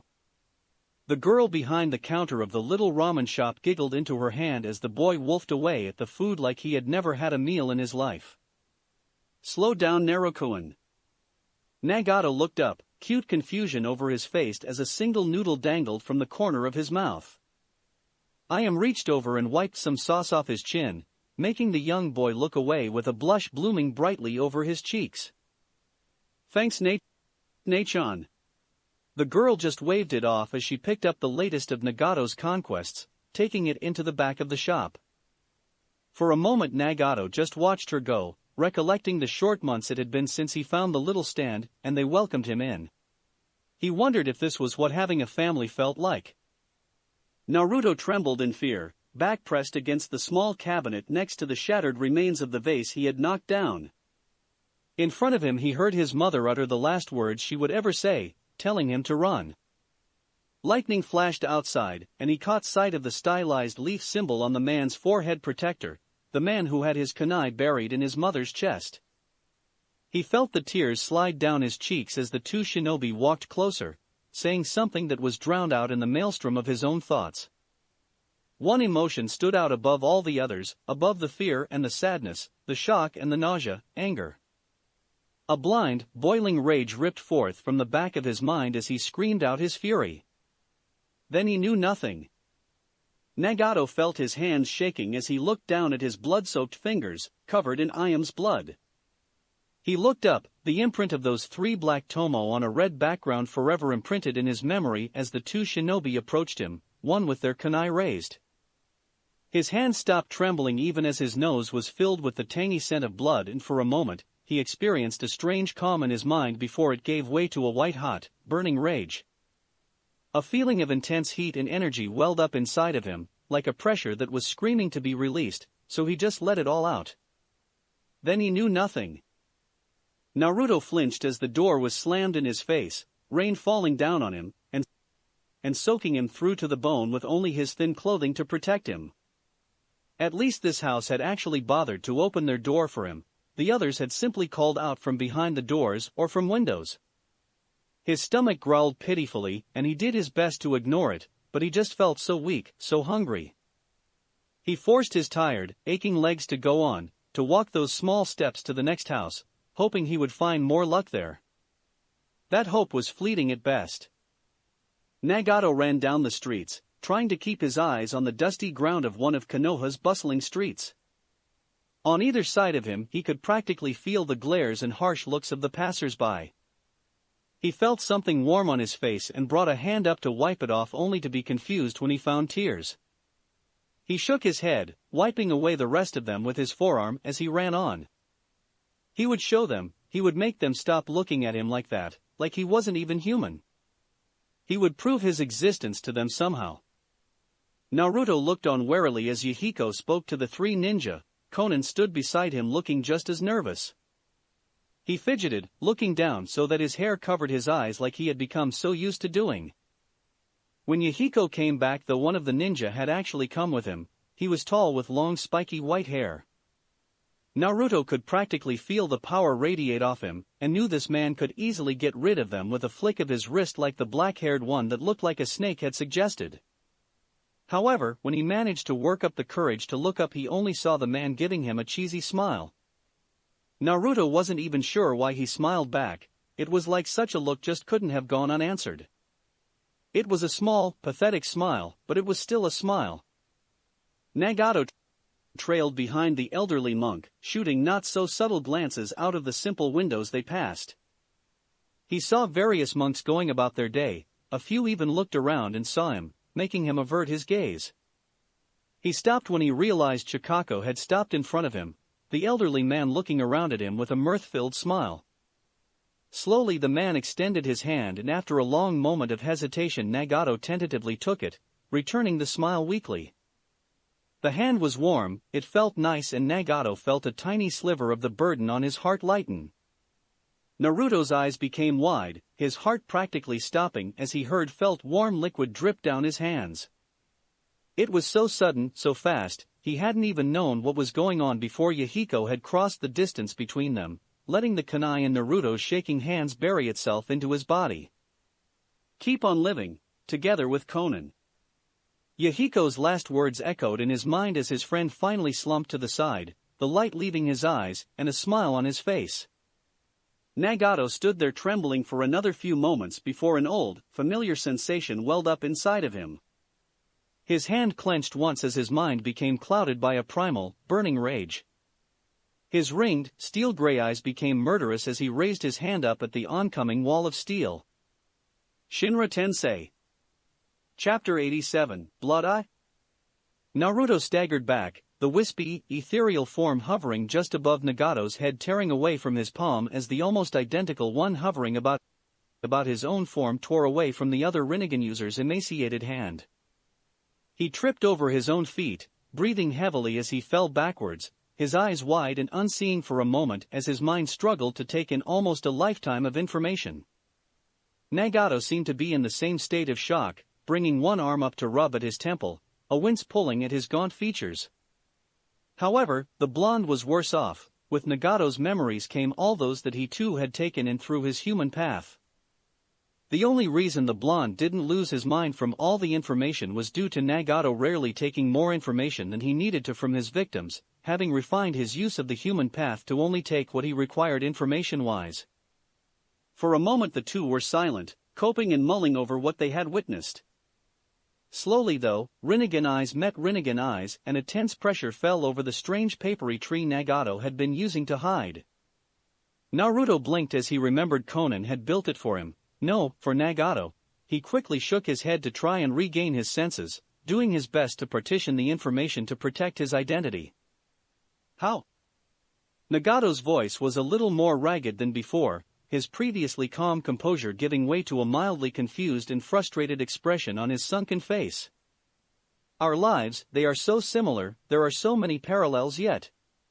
Naruto slowly got to his feet, his body feeling strange as his mind rationalized away decades of not being able to use his legs, and the dull throb of the chakra receivers implanted into his back.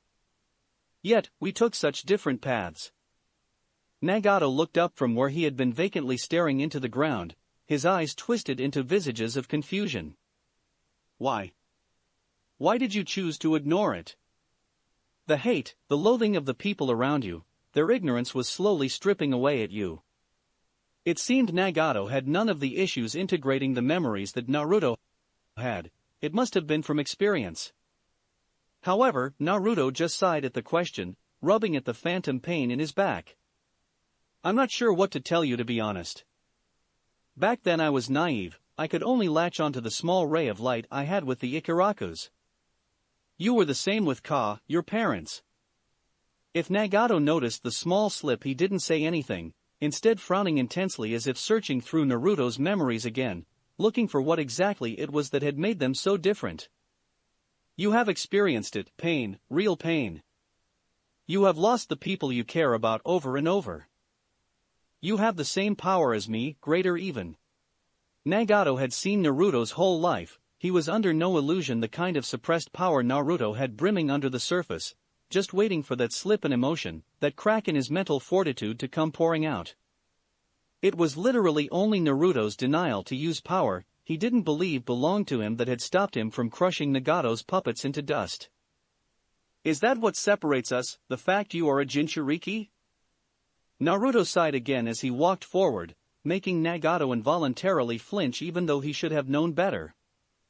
I can't say, I am who I am because of Kurama, but only in the same way that everyone who I have known has shaped the way I see things, the way I understand things.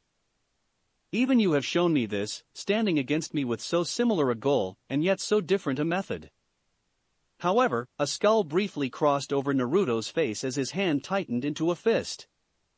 Yahiko's dream was so pure. Nagato looked up, surprise widening his eyes at the sudden statement. And I can see how it was twisted into this abomination of the Akatsuki, but that doesn't mean it was wrong. An image of the masked man who Naruto now knew claimed to be Madara Uchiha flitted across both of their minds.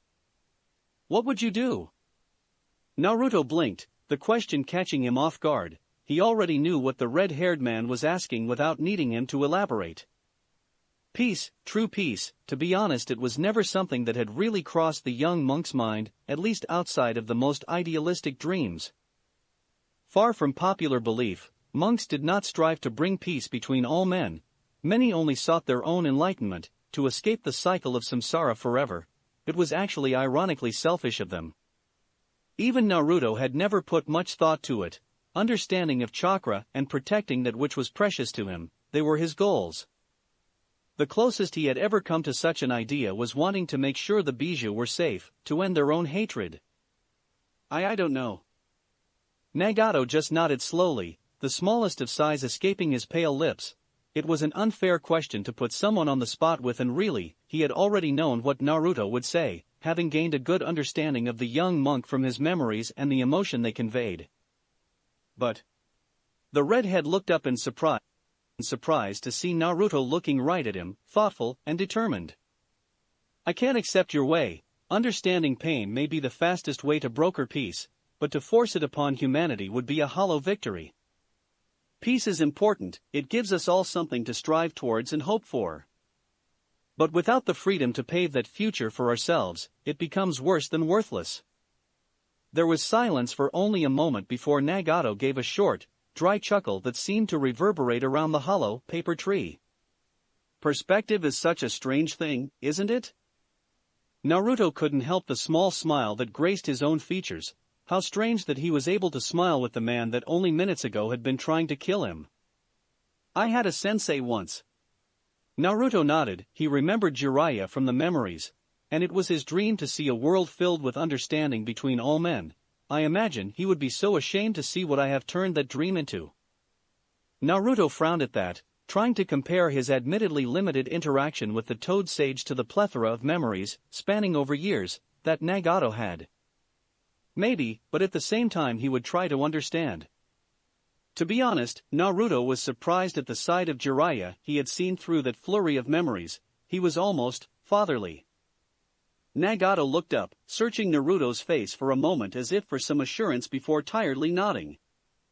Where does that leave us then, the two legacies of the sage, standing on opposing sides? Naruto's frown only deepened as he traced a small circle in the dusty floor with his foot. We don't have to be, to give up on peace now, because of a defeat would be like stepping on those dreams you inherited from Jiraiya. You are the leader of Amigakure, surely there is at least something you can do with that position alone. Nagato's face grew grim as the two stared at one another, Naruto's words still hanging in their air. I ruled, because they believed I was a god, able to defeat Hanzo, one of the strongest shinobi of the age, and easily bend the country to my aims. I am no real leader, even the day-to-day running of the village and the country as a whole I left to Konan. At that Nagato's eyes seemed to widen, suddenly looking across at Naruto questioningly, to which the blonde simply nodded. It's okay, I was thinking about it myself. Nagato nodded his thanks and slowly pulled his other hand free of its strange rubbery binding. Tired, the two began to slowly go through hand seals before slapping the surfaces in front of them and watching as identical sealing matrices spread from that point of contact. Kuchiyose. In twin plumes of smoke, the inside of the hollow tree suddenly became more crowded. Next to Naruto, Fu appeared, making the blonde instantly worry, as he looked over the girl's battered and rather burnt body. Her own natural, or at least given, healing factor was already compensating, but her unconscious features were screwed up in an expression of discomfort.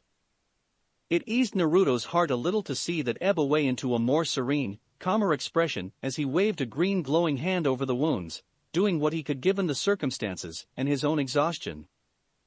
We are lucky, aren't we? The young monk looked up to see Nagato staring down at Konan's equally battered and defeated form, the two women obviously battling each other to a standstill.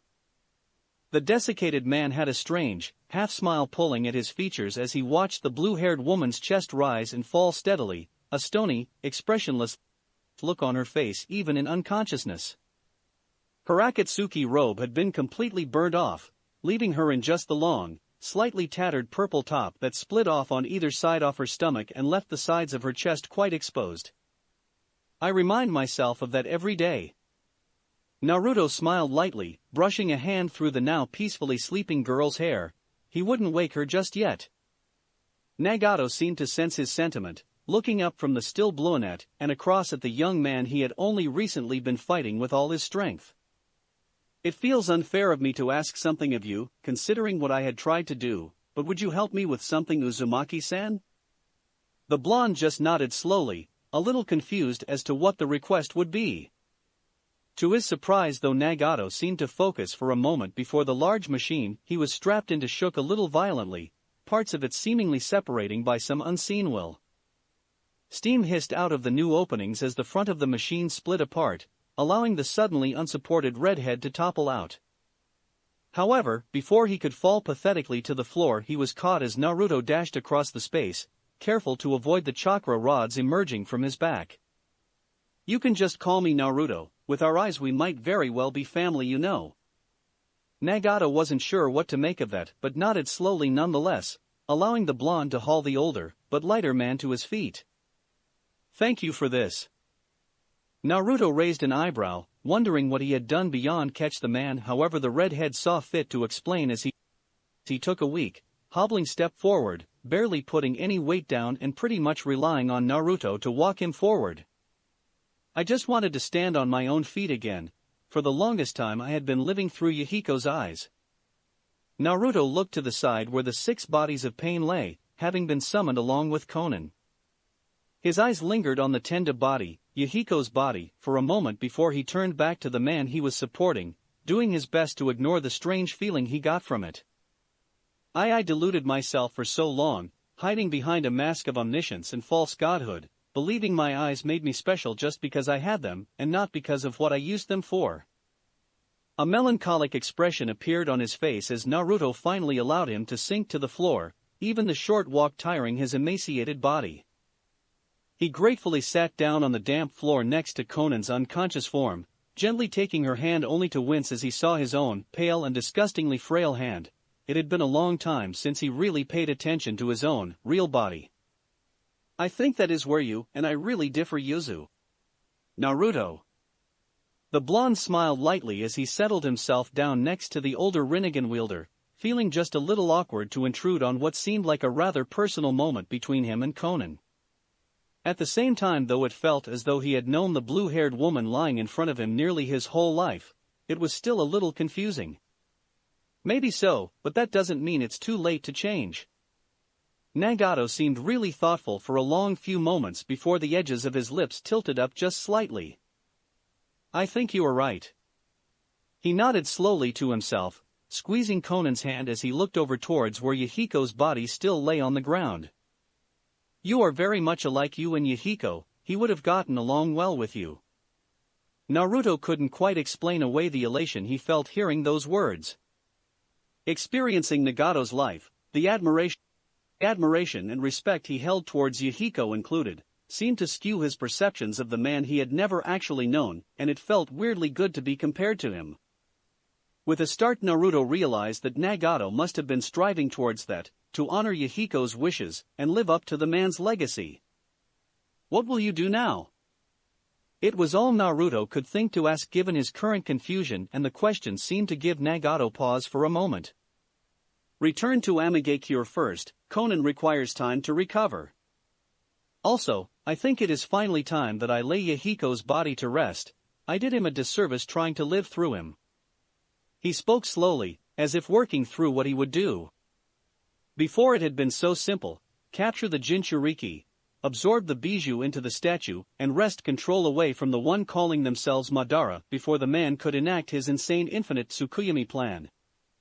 However, a small smirk played at his lips. Given the information he knew now, the plan would have never worked anyway. And you, Naruto? What will you do now? At that the blonde paused, blinking a few times as his brow furrowed. I am not sure. He really wasn't. He certainly was not going back to Konoha, especially given what he had learned about the Akatsuki's true motives through Nagato's memories. With the village in disarray, many of their higher-ranking shinobi incapacitated, and much of it actually destroyed, now was the perfect time for him and Fu to slip away. I suppose I will have to go searching for the masked man.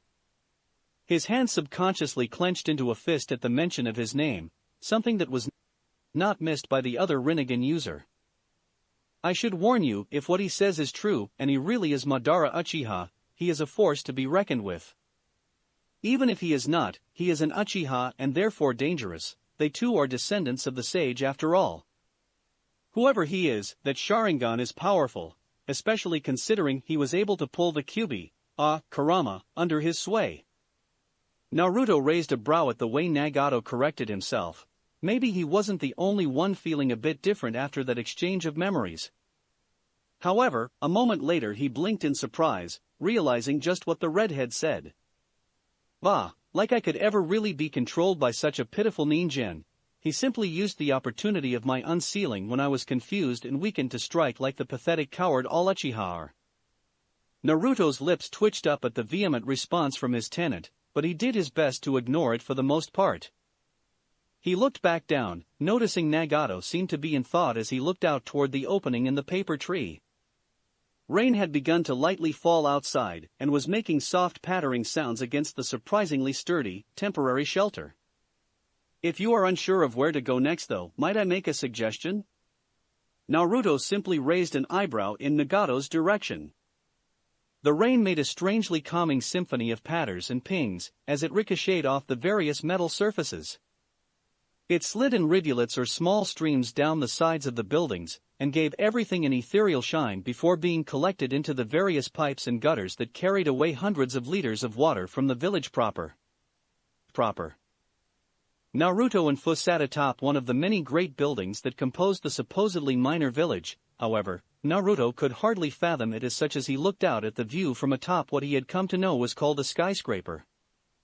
The name was apt as the strange but intricate metal buildings reached higher into the sky than any other man-made construction Naruto had seen before.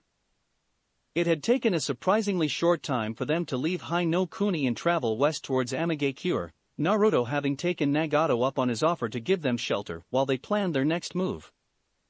Fu and Konan had woken up some time before they arrived, and despite initial confusions and immediate hostilities, the two Rinnegan wielders were able to talk down their respective partners.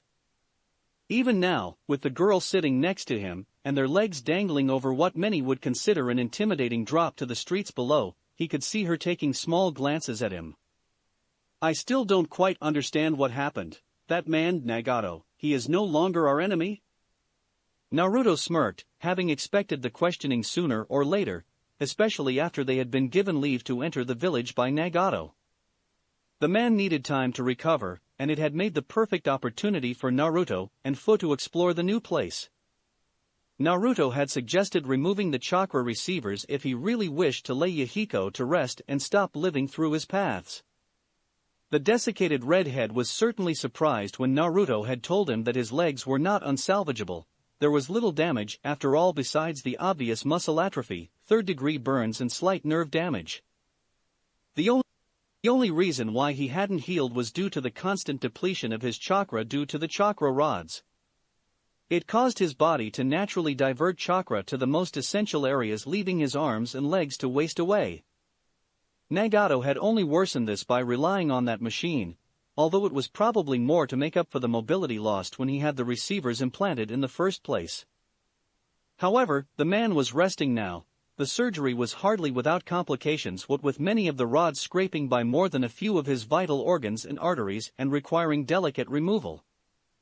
"No, Nagato is no longer our enemy. In fact, we might actually be friends now." Fu blinked, opened her mouth as if to say something, closed it again as her brow furrowed, raised a finger and opened her mouth again, but only silence escaped her lips before she looked down again. "Just what happened?"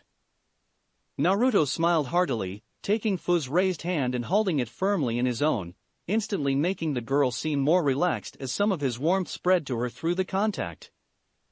"Oh, we talked, threats were made, we each tried to convince the other that what we were doing was right. I used my human path to relieve each other's lives, he came around to my way of thinking, and now we're here." He couldn't help but smirk as Fu just stared at him evenly for a few moments before sighing dejectedly, her whole body slumping forward. "You're impossible sometimes." Naruto grinned happily as he shook some of the water off the Tsujigasa he was wearing, more of a necessity than an aesthetic choice what with Ames weather. "I try." Fu returned the smile quickly, wiping a few wet strands of hair out of her eyes and shuffling so that she was closer to Naruto, able to lean up against his side. I don't even know why I bother to be surprised anymore. You'll just continue to do impossible, amazing things like always. Who else but you could stand in the ruins of your old home village, fighting a man professing to be a god and wanting to rip the bijou out of your body 1 minute, only to then make peace with that man, convince him what he was doing was wrong and more than likely make a powerful ally in the process. Naruto's smile softened at that, looking back out over the new village the two had found themselves in. Absently he raised a hand, watching as rain droplets hit his skin before lazily rolling off his hand. "This rain, it's a technique Fu looked up curiously, her orange eyes peeking out from between locks of her damp, flattened hair in a way Naruto found incredibly endearing. "It's Nagato's, it lets him sense anything the rain touches, even from the smallest, most hidden signatures. Of course, right now it's useless as he's asleep, but it gives you some kind of scope of what he could achieve had he not been stricken by those rods." Fu tilted her head in confusion, wondering what Naruto was trying to say. However, after a moment of silence with Naruto just sadly looking as water dripped from his hand, Fu leaned into him a little more, her hair flung messily over his shoulder. "You think that you could have become like him, don't you?" Naruto didn't even look surprised, simply gaining a downcast smile as he allowed his head to tilt so that it rested over Fu's. The girl was always very perceptive after all. "Maybe, it's just, we're so similar, shockingly so even.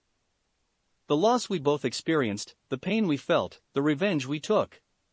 He looked down, seeing Hanzo's quivering form as he slowly raised his hand, momentarily overlaying that of Yagura's, the look of fear in their eyes as they died almost identical. "I just don't know, maybe I was only a moment away from taking to that ideal. Maybe in a moment of weakness, I might have made the same choice, choosing to force other to experience my pain to ease the hollow ache in my heart."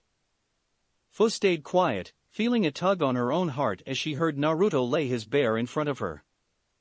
However, she nearly jumped as Naruto suddenly turned, taking her other hand and looking right at her, a soft smile lighting up his features.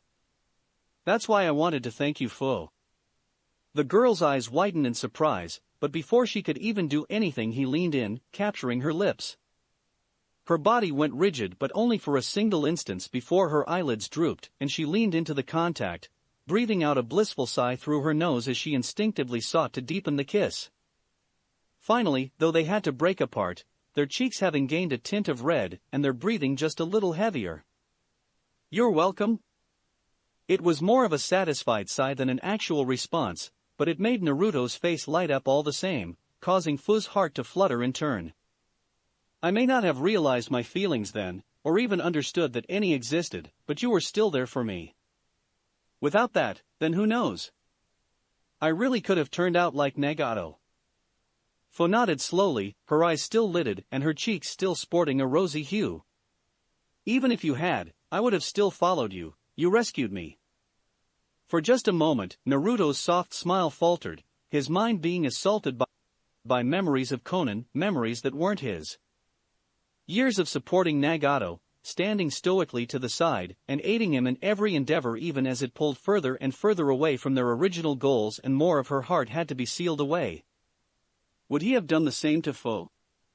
Made the girl give up everything for him because she owed him a debt? He hoped not, but, with the state he was in after Shizuka's death, and how easily Nagato had fallen, he just didn't know. Fu seemed to sense his slight hesitance though and brought a hand up to his cheek, a light smile pulling at her lips. "Naruto, at one time I may have followed you because of what you did for me, but I love you because of who you are. Nothing will change that for me." The blonde felt his moment of slight doubt fall away as he looked into her bright, honest eyes. It amazed him how much she had changed from that guarded, broken little girl into the confident, happy young woman that sat beside him right now, enjoying the rain and the new sights. "Thanks, Fu, I love you too." The two leaned in again and just let their foreheads rest against one another before Naruto looked up, catching her lips again. Fu didn't even try to resist, laughing lightly in between kisses as they rolled backwards onto the roof, uncaring as their bodies were soaked by the relentless rain. Naruto's Tsujigasa had somehow come undone in the sudden move, leaving his now dampening hair to fall shaggily about his face. In the dimming light of the afternoon, coupled with his slightly glowing eyes, it only made him appear more handsome. Fu didn't take that long to admire him though before reaching up and pulling him back down towards him. Their tongues dueled excitedly in their passion as hands roamed up and down bodies, the boundaries between their two forms blurring together as they rolled about on the roof, laughing and kissing. Slowly clothes began to scatter across the rooftop as the two began more engrossed with one another. The rain went completely unnoticed to the two teens, lost as they were in each other's bodies. It was as though the world couldn't touch them for the moment. Both teens lay together, their limbs tangled up and their chests rising and falling heavily. The only thing protecting their modesty was Naruto's cloak, hastily thrown over their otherwise naked bodies. Rain still fell from the sky on them, but with the fire chakra Naruto had steadily circulating his body, it was more like a warm shower. That might have been the reason Fu was trying to press every available inch of skin she could up against him, not that the blonde was complaining. The feeling of her legs wrapped around his own, her toes tracing light, playful circles on his skin, and the sensation of her breasts engulfing his arm was just indescribable. For a good few minutes, the two just basked in the other's presence, content to just lie in silence, only broken by the occasional stifled giggle as Naruto would trace lazy circles across the girl's caramel skin. However, his nose twitched lightly as the rain finally began to die off, the clouds parting to reveal blue skies above them. He sighed happily, gently moving Fo off of him despite her rather cute moans of displeasure. Languidly he pulled on his light, airy pants, stretching out his arms as he simultaneously stretched out his senses through the air. Nagato's chakra in the rain around them had made it difficult to sense more than a few hundred feet in any direction, but now that it had stopped. Konan! Naruto's eyes shot open wide in surprise as he nearly dropped the Haori he had been about to put on, his gaze snapping over to the massive inland lake that Amigakure bordered. He could feel the woman's chakra signature growing dangerously weak, and with only a moment to grab his things he sped off as fast as he could in that direction, leaving a mildly confused Fu behind. He paid the girl no mind though as he practically bounced between buildings, unconsciously propelling himself faster with bursts of gravity from his feet that launched him between the high-rise buildings like a blonde bullet. He rolled across the choppy waters before using his hand to pivot, blasting him off the waters until he was in a dead sprint, a long, viciously sharp chakra rod flaming into existence in his hand. He saw Konan up ahead, being held up by her throat by the very same masked man that Naruto had been so intent on finding. The blonde wasn't going to complain if the man was so eager to fight him. That orange mask was cracked now and he was missing an arm, but he still had the strength to choke the life out of Konan, and Naruto strengthened the chakra flow to his legs, going as fast as he was able. With a grunt of exertion, the blonde threw the rod like a spear, throwing it so hard and fast that small streams of visible air bled from its tip. It phased right through the man's body harmlessly as he activated his irritating ability, but it served its purpose. Konan fell onto the water, her body slipping right through the man's now intangible hand, and causing the man to look around as his body phased through 3 more chakra rods thrown his way. "Ah, Naruto, I had wondered if you would come to interfere." In the broken portion of the mask Naruto saw the man's gleaming red Sharingan narrow slightly as he smiled. "No matter, I have what I was after." With that his body swirled as if swallowed by some invisible vortex before disappearing entirely. Naruto only stared at the spot he had occupied for a few more moments before rushing across to Konan. She had sustained heavy injuries, including the partially crushed throat, and the rather vicious and jagged hole through her stomach. Please, leave me, I am just a flower, go. Nagato, help." Naruto bit his lip in indecision, knowing that Nagato was defenseless right now, but not wanting to leave Konan to die when he knew he could save her life. "It's alright, I'll help her." He blinked as Fu suddenly crouched down next to him, an analytical eye roaming Konan's wound. Naruto smiled thankfully as the girl went to work with a glowing green palm before turning to dash off back towards Amigakure. The man calling himself Madara smirked victoriously as he held up the single Rinnegan eye he had carefully grasped between his fingers, holding it up to the light as if it were some fine works of art to be admired. He turned as Naruto dashed into the room, giving a cocky smirk that was only seen through the slight crinkling around his exposed eye as he dropped the eye to join its twin in a jar of viscous green liquid. Nagato lay on the bed next to him, eyes bleeding but still unconscious from the surgery to remove the chakra rods. "You know you had me almost worried, Naruto." The man absently sealed the jar before allowing it to swirl away in a vortex of twisted air as Naruto could only watch. "I was certain that Nagato would have at least exhausted you enough that I could swoop in and pick up the pieces. At the very least he would be dead, and I would be able to quite simply take these eyes of mine. But no, you continue to amaze and confuse me by interrupting plan after plan. Instead, I decided to take a page out of your book and just go with the flow." Naruto's eyes kept glancing down to where Nagato lay, thankfully still alive, but he would need attention fairly soon. "On that vein, I wanted to try out a little technique I just happened to pick up from a mutual acquaintance of ours. A certain snake actually." Slowly, almost mockingly so, Toby began to run through hand seals, making sure to stand very close to Nagato, so that Naruto couldn't make any sudden moves. He wasn't exactly forthcoming with the information, but I've been told I'm fairly persuasive when I want to be. The smirk under his mask took on a distinctly cruel edge as the man finished the last seal, making Naruto's eyes widen in horror at what he was seeing. Oh, good, you recognize it. That should make things more interesting then. I was going to consider this a trial run, but who knows, it could show real promise. Naruto just stared with wide eyes as next to the Akatsuki cloaked man rose a single gray coffin. Kuchiyos, Edo Tensei. Chapter 88, Blood 2. The coffin's lid fell to the ground with a dull, resounding thud that seemed deafening in the new silence the technique had caused.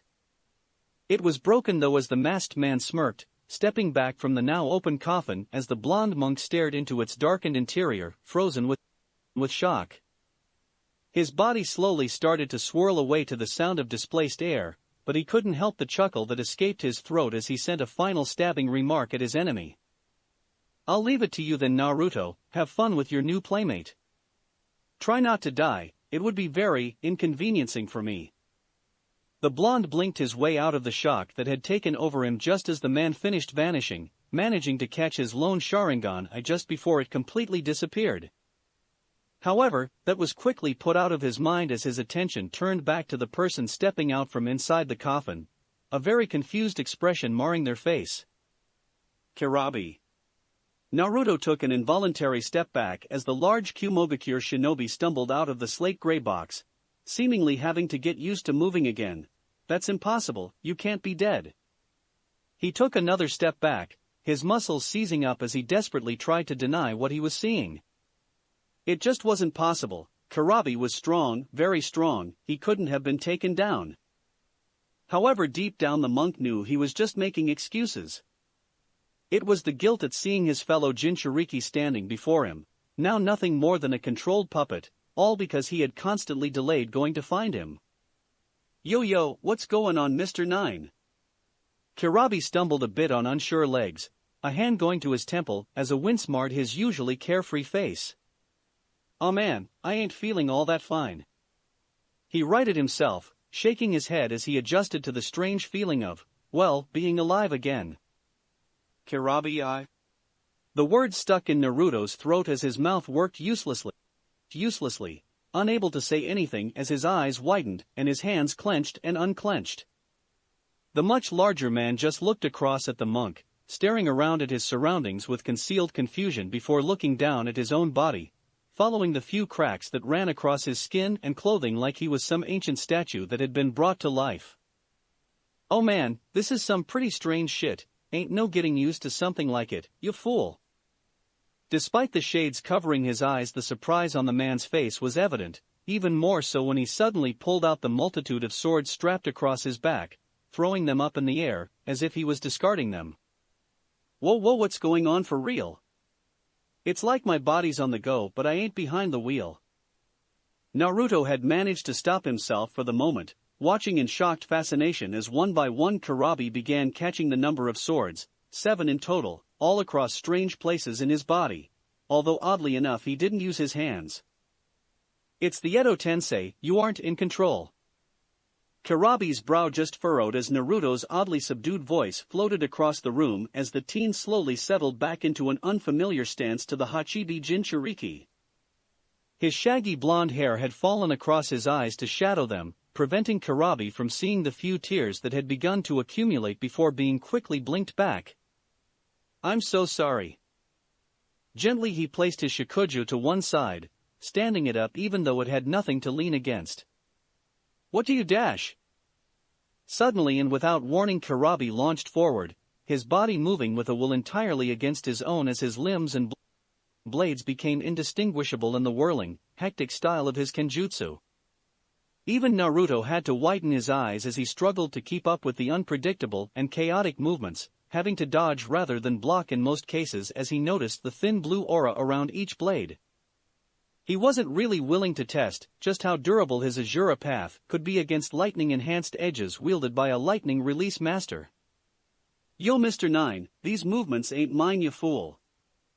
Naruto simply maintained his grim demeanor as he continued to keep the deadly humming blades just out of reach, maneuvering the spinning and bouncing Kumonine further and further away from Nagato's still unconscious form so that the man wasn't at immediate risk from being caught in the crossfire. However, after a moment B's eyes widened in sudden realization as a familiar feeling overcame him. "Watch out, Naruto, I got more limbs than this, you know." The warning came too late though, as Naruto unconsciously tracked one of the blades that Kurabi had thrown up into the air, only for it to suddenly be snatched by a long pinkish-gray octopus tentacle. The blade sheared right through the hasty, but weak wall of sand that was put up in front of it, mostly due to the fact there was very little in the mostly metal room that could be broken down into the granular substance. However, it did provide just enough time for a third arm to sprout from Naruto's shoulder, quickly catching the blade in its palm. Thanks to his Preta path, he absorbed most of the lightning chakra, but the weapon itself was still sharp and dug into the mechanical limb's palm all the same, making the blonde wince at the dulled sensation. The monk raised a leg in time to block a vicious knee to the stomach, but was left completely unprepared as the muscular Jinchuriki suddenly struck him right in the chest with a crushing double-fisted strike. By the time he had managed to pry himself out of the indentation in the wall he had been thrown into, Kurabi was nothing more than a vague spinning buzzsaw again. Naruto quickly understood why the man was considered a powerhouse even without his tenant as he jumped back, glancing over to see how far away Nagato was before internally nodding to himself. "Come on, Naino, you gotta stop me, you know?" Naruto's eyes simply narrowed for a moment behind his veil of hair before he raised a single palm, hoping the building could handle a bit of damage. "Shinra Tensei." Kurabi had little time to do anything other than brace himself as he was roughly sent hurtling back by a wall of force. Far from simply embedding within the far metal wall, his chakra-toughened form was sent careening right through it, recklessly ripping through the metal all the way out of the building. Quick to use the opportunity to move the fight further away from Nagato, Naruto rushed after the man-turned projectile. He absently noticed that it had begun to rain again as he jumped down to the street level, his haori billowing out around him. As he landed though, he was quickly surrounded by an entire squad of AIM Jounin, all threateningly holding their kunai and giving him hard stares. "You there, stop at once." The voice came out raspy through the respirator the Jounin wore, however he was quickly cut off as another AIM shinobi, this one wearing a bandana, ran in and grabbed the arm holding the kunai. "Stop it, you idiot, this is the monk Tenchi-sama herself told us would be staying here, under the direct protection of Pain-sama." Almost at once the attitude of the shinobi changed as if a switch had been flicked, immediately lowering their weapons and bowing towards him. "I apologize, Monk-sama, I did not know."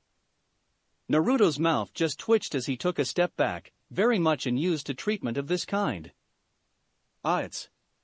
His eyes widened as his water sense, dampened as it was by the perpetual rain, bathed in Nagato's chakra, warning him of an incoming threat. "Watch out." He suddenly ramped up the gravity as he clenched his fist, forcing all of the Jounin to collapse towards the ground, just in time as four tentacles, each bearing a lightning-infused blade, sliced through the air above them, leaving an audible hum in their air from the high-frequency vibrations. The collected shinobi's eyes widened in surprise when they realized they had been saved from almost certain death. However, when they looked back toward the young monk, they only saw he was looking off down the street where the tentacles had come from. "Damn it, Naino, that's just not enough. If you want to put me down, you've got to start playing rough." The Kumonine's voice was a little muffled by the sword held between his teeth, and white, papery wisps were floating towards B's body, patching up vicious gashes across his arms and back that had been caused by the rent metal on his way out from the building. Naruto scowled as he unclenched his hand, allowing the gravity around him to return to normal, tolerable levels. "It might help if you didn't look like you were enjoying this so much." Despite the situation, Kurabi grinned a little bit as the tentacles retracted back into his form as if they had never been there at all. "I may be dead and all that, but I've never been one to lay down flat. This has been a long time coming, Naino, so I hope your skills are ready to show, you fool." Naruto growled lowly in the back of his throat. He really didn't have time for B's antics. It was like the man didn't understand the severity of the situation. "Don't worry, Monk-san, we'll take care of him, for Pain-sama." The blonde's eyes widened when the jounin around him suddenly rushed forward at impressive speeds, many of them moving to flank the Kumo shinobi. Wait! It was too late though. The minute Kurabi saw that these men were in between him, and what the Edo Tensei was telling him was his target, his body went into action. His limbs became nothing more than a buzzing blur of motion, slicing through flesh and kunai alike and blowing past any feeble attempts to defend against him. However, as he moved forward, he found himself in the intersection between two streets where four of the jounin had awaited him in a trap. Suiton, Mizurappa. Twin calls of the same technique rang out amidst the rain as the shinobi all blew out from their hands, as if playing some invisible bugle. Highly pressurized jets of water rushed at the spinning Jinchuriki from both sides, leaving him nowhere to go. However, the shades-wearing man didn't even seem fazed as two tentacles shot out, catching blades that had been in motion before placing them in the way of the oncoming attacks. In a move that would have been impossible with human joints, the blades began spinning so fast they became nothing more than a grayish disk in the air, dissipating the streams of water into a fine mist that quickly settled on the ground. Before the jounin could even show their surprise at their trap failing, two more blades were out, quickly being stabbed into the ground. Naruto winced at the cries of pain that echoed in the streets as he watery ground was suddenly electrocuted, along with the shinobi that hadn't been fast enough to jump away. It was a suicide move considering Kurabi was also standing in the water. However, with his Edo Tensei body it caused nothing more than a light tingling sensation. Naruto's eyes narrowed at that. Kurabi had become that much more dangerous if he had realized, and was taking advantage of, his body's indestructibility. Banzhou Tenin. Before it could go on much longer, the jounin still trying to surround Kurabi were yanked back through the air, landing in a skidding stop behind Naruto before the blonde lowered his hands. He's too dangerous, I will deal with him. The bandanaed shinobi that had first recognized him immediately protested. But however, Naruto just turned, leveling a cold glare that all the jounin recognized from the few times they had witnessed their god pain. The chilling sight of the Rinnegan, blazing with chakra, was enough to make them immediately reconsider their opinions. Your Tenshi is injured and requires help and protection, she's over by the lake. If they weren't convinced before, they were now, despite skepticism that their Tenshi-sama was actually hurt. They immediately rushed off to assist, leaving Naruto alone, facing down the resurrected Kumo shinobi. Man, I know that was really cold. Is this what happened when you got old, fool ya fool? Naruto didn't deign to answer the dark-skinned man, preferring to end this quickly before more people could get involved and potentially get hurt. Edo Tensei were lethal to those unprepared for them, especially one of Kurabi's caliber. However, Naruto was prepared and knew how to beat them. He just had to get close enough. That was easier said than done though, as an unsettling feeling washed over the area. A crisp, acrid cloak of burning orange chakra began to slowly cover the Hachibi Jinchuriki's form. Sorry Naruto, the one pulling the strings is cranking it up a notch. At least now I got something for you to watch. One by one, as Naruto's eyes widened further and further, tails sprung from the cloak, none of them causing it to lose its defined edge like when Fu had raised her own number. When the blonde had seen the Jinchuriki use the partial transformation in the form of the octopi tentacles, he had thought it was some remnant ability like with Gaara's sand. However, if he was actually using the Bijou shroud, that meant... Kurabi, is the Hachibi still sealed inside of you? The older Jinchuriki grinned as he slowly began to sheath his blades, using the action to trick the Edo Tensei's control over him for the moment. Ha, you should know that a little something like dying ain't gonna go prying a killer combo like me and old Gyuki, you fool. With that he rushed forward, the advanced speed offered by the chakra cloak making him appear like a vague orange blur.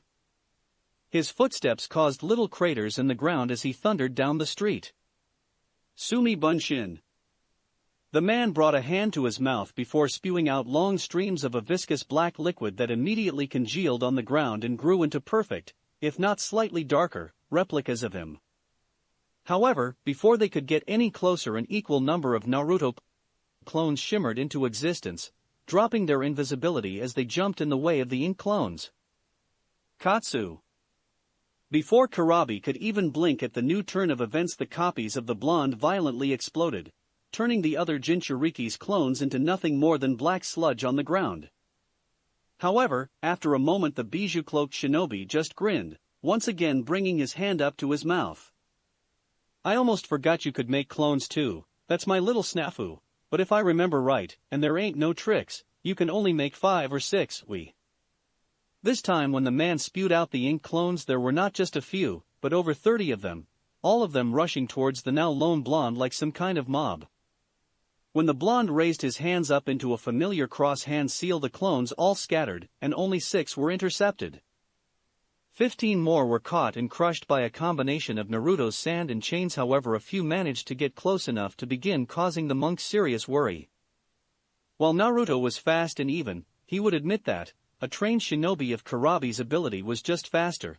It was partially why he was so reliant on Sage Mode when facing against Akatsuki members, to make up for the difference in speed that his less trained body was capable of. So even with chains randomly bursting out of his body, and a chakra rod in hand to stave off their lightning-enhanced blades, Naruto still managed to find himself pinned for just a moment when one of the clones got his arm in a lock. He immediately began absorbing the chakra that the clone was held together by, but it was just a little too late. Rariato! When he looked up, Karabi was rushing towards him much, much faster than before. Not only that, but his chakra cloak had thickened, entering the second stage, as his body was encompassed by an almost second skin of blood-like energy, making the shinobi appear more bestial. What looked to be the skull of an ox wrapped around his arm, held upright perfectly level with Naruto's neck. It was so fast Naruto didn't even have time to blast them all back. 1 minute he was being held in place. The next a crippling pain shot through his body as it felt like his head was attempting to be separated from the rest of him. At the same time, though, his body, feeling the immense damage, began instinctively drawing on the massive source of chakra available to it, namely Karabi. The Kumo shinobi slowed down as the dense coating of chakra was leached off his body, naturally drawn into the monks via his Preta path. Before he had even completed his run, he was violently blasted away by a sudden gravitational wave exploding out of Naruto's body, reducing the surrounding street to a rough, splintered crater. The blonde knelt there for a moment, holding his neck with wide eyes, but feeling none of the pain he should have. "Oh man, I was sure that would work. Now that it didn't, I feel like some kinda jerk." Naruto looked up to see Karabi prying himself out of a nearby stone wall, his resurrected form once again healing the minor scratched over his body like they were paper cuts. The blonde just stared incredulously at the rapping shinobi as the brutish man cracked his neck loudly. "Are you trying to kill me, Karabi?" Karabi quickly shook his head, throwing up his hands in those strange gestures of his as his head bobbed to some inaudible beat, the Edo Tensei seemingly sated for the moment. "Of course, not, you fool, to suggest as much ain't cool. I thought you'd have figured out my plan. You're taking way too long, Nino, my man." Naruto growled as he picked himself up, wincing slightly as he noticed the damage he had done to the street around them, even unintentionally. "Maybe if you just told me straight for once." Karabi smirked as chakra once again began to bubble around his form, the tails waving menacingly behind him. "Ya fool, I'm dead, so that ain't no fun. Now come on, Naruto, gimme one last run." The blonde huffed as he focused his chakra, a long, sharp black chakra rod sliding out of his sleeve to be deftly caught in his hand. "Now, as I see you still don't get it, here's a clue. This'll make it really easy for you." Slowly Naruto's eyes widened in shock as B's form was overtaken by a noxious, overwhelming presence that grew upwards as an amorphous mass of writhing red chakra. When it reached its zenith, though, it was as though a bubble had burst, and there, standing proud in the middle of Amigakure, was the Hachibi itself. Konan smiled sadly as she stared up at the clouds above her. The brief gap in their coverage had passed and rain was once again softly falling over her skin.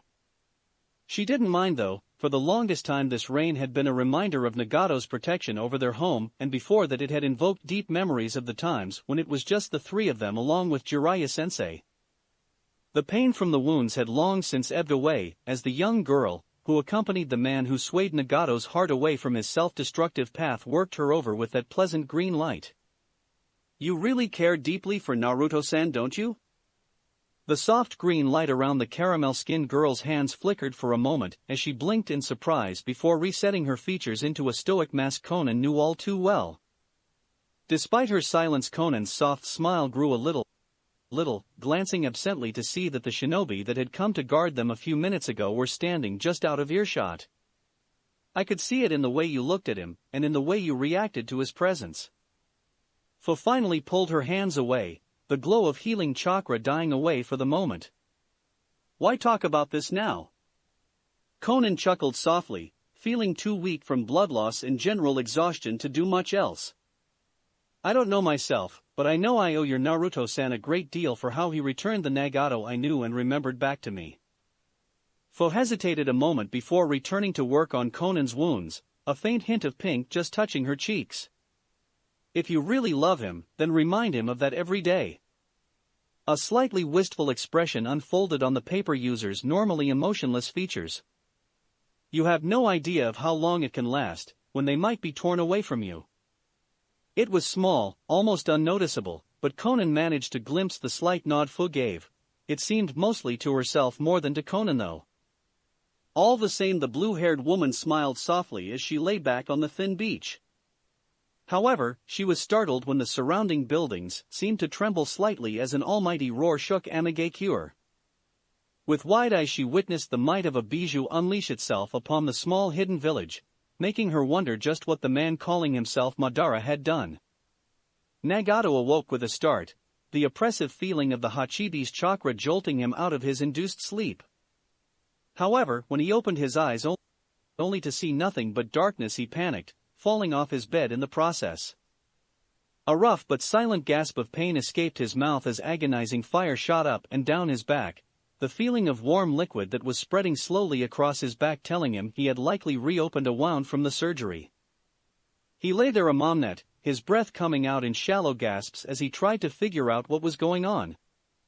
He couldn't see, and when he brought his hands up to his face, he realized his eyes were gone. At the same time, he hadn't impaled himself when he fell on his back, so the surgery was a success. For a brief moment he worried that Naruto had possibly betrayed him, ripping his eyes out and running away.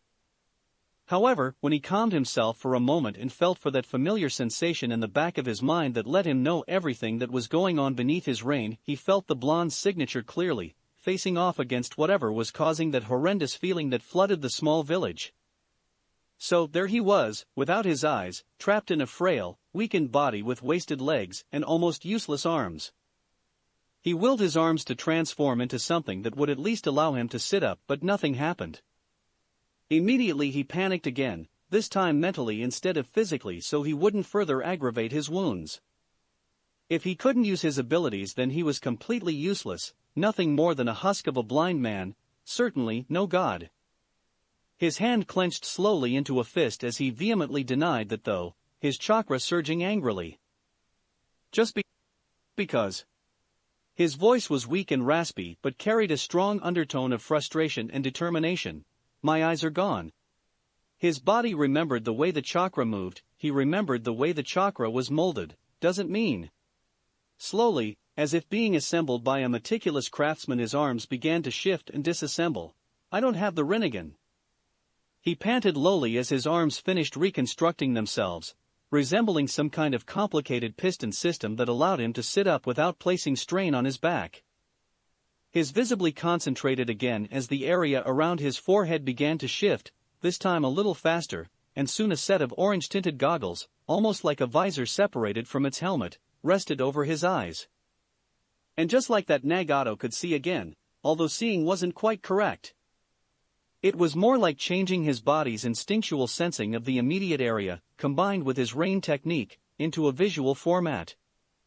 Everything was a little blurry and unfocused, not to mention in black and white, but it was a start. Gently he lifted himself up before turning to look out of the hole in the wall he could feel a chilly draft coming from. What he saw caused him to growl lowly, almost making him break out in coughs. A bijou was rampaging through his village, and he could do nothing about it. He could feel Naruto battling against it, but in the state he was in there was no helpful aid he could offer. With a frustrated sigh, the man lay back down after dragging himself over to his bed, hoping that Naruto could deal with this. If he couldn't, then Amagakure would end up little more than a smoking, watery crater. Naruto stared up at the towering form of the Hachibi as the octopus stared back down at him, its teeth bared. Last time Naruto had taken on a Bijou, he had managed to restrain the Rokubi with his chains, however it had been uncontrolled and wild. The Hachibi, however, was under the guidance of Kurabi, meaning all that destructive force was focused and concentrated. The blonde struggled to comprehend why the Kumonine seemed almost eager for this to happen and tried to come up with some feasible reason why he would quite happily enter this state when the collateral damage would be tremendous. At the same time, something was nagging at the back of the monk's mind. Just why did Kurabi still contain the Hachibi? Surely it was Akatsuki's goal to collect the Bijou and absorb them into the Gettamazo, at least from what he gathered from Nagato's memories. If Tobi had managed to defeat and kill Kurabi, then why hadn't he taken the Bijou into the statue? It seemed too much like a trap for Naruto not to be cautious. Did Tobi know about him taking in the other Bijou? If he did, then what was his plan by practically offering him up the Hachi?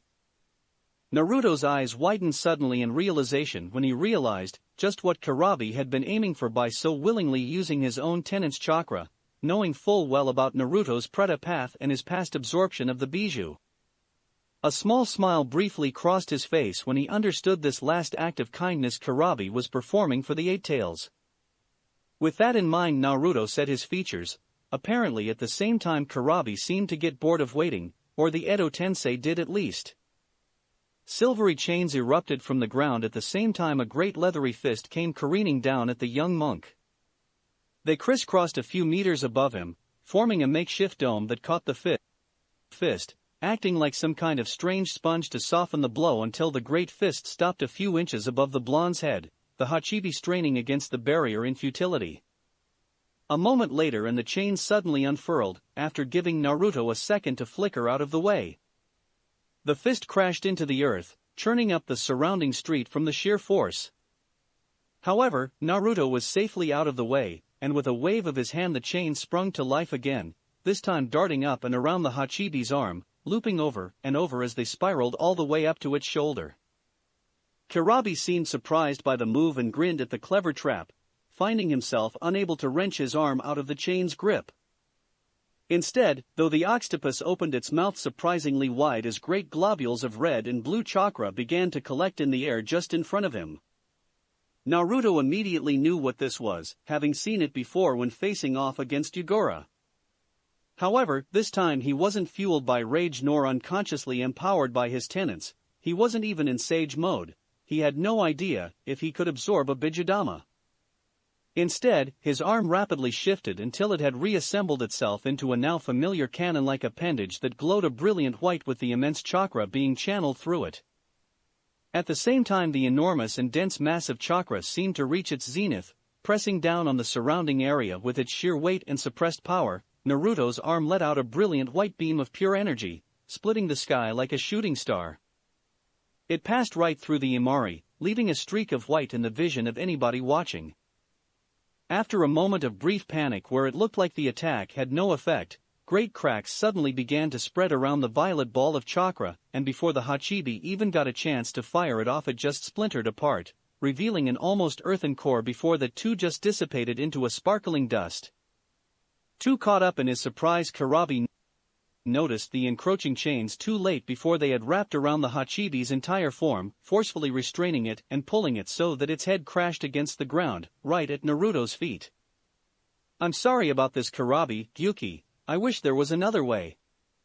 He was a little surprised to see the enormous form of the Hachibi simply grin at him, giving as much of a nod as it could while its head was restrained in such a way. "You do what you gotta do, Nino, for me, I think it's time I go, you know?" One last time Naruto allowed himself to smirk at Kurabi's bad rapping before closing his eyes and concentrating on taking in all of the Hachibi's chakra into himself. Naruto sighed as he leant against a partially destroyed wall, an arm resting against the leg he had drawn up against his chest. Across the small alley from him sat B, secured to the wall, and the floor by chakra rods driving through his legs and arms. Where the thin black spears touched him, his body seemed to turn gray and flaky, the technique mildly disrupted by Naruto's potent chakra. Kurabi had reverted from his Bijou mode some way into the extraction, and seemed to be paralyzed by having to go through it conscious, unable to fall asleep due to the Edo Tensei. Even so, Naruto had decided to be sure the darker-skinned man couldn't do anything. "You did good, Naruto." The blonde raised an eyebrow at the man that seemed just as exhausted as he was, even in his resurrected state. The chakra rods seemed to at least disrupt his ability to take in limitless chakra. "No rapping?" Kurabi chuckled half-heartedly, and would have leant back against the wall to look up at the sky if his body wasn't immobilized. "Nah, I think this killer bee is all buzzed out." Naruto smiled softly at that before grunting as he forced himself to his feet. Taking in the Hachibi had been no small task, and his body still ached from it, but it wasn't over yet. "I'm going to release you now. I'm pretty sure I can do this without taking your memories if that's what you want." Kurabi looked contemplative for a moment before shaking his head. "I never got to make my goodbyes, if I dash." Naruto raised his hand, smiling softly as he placed it on top of the shinobi's head. "Say no more, keep them at the forefront of your mind and I'll see they're delivered." Kurabi grinned tiredly, managing to shakily raise his wrist and curl his fingers into that strange symbol of his, resembling horns. "Mighty kind Nino, you're a real hero." He chuckled as Naruto smirked, the two of them sharing a look. "I guess I had one left, good luck Naruto." The blonde nodded once before concentrating, remembering how Nagato had done this with such precision before pulling quickly, drawing out Kurabi's soul with a sharp ripping noise. He watched it float up into the sky for a moment before looking down at the husk that had been his body. Gray dust and wispy flakes fell away from his large frame, revealing pale flesh and glassy yellow eyes underneath. Naruto grimaced at Orochimaru's lifeless form, finally understanding what Tobi had meant when he had said persuasion. At least the snake got what he deserved in the end. Naruto took solace in that as he turned and walked away, intent on finding Nagato and making sure the man was okay. That's it for this reading. Hit like and subscribe for a free ticket pass going to the different worlds of anime fanfictions. Looking forward to having you on board again.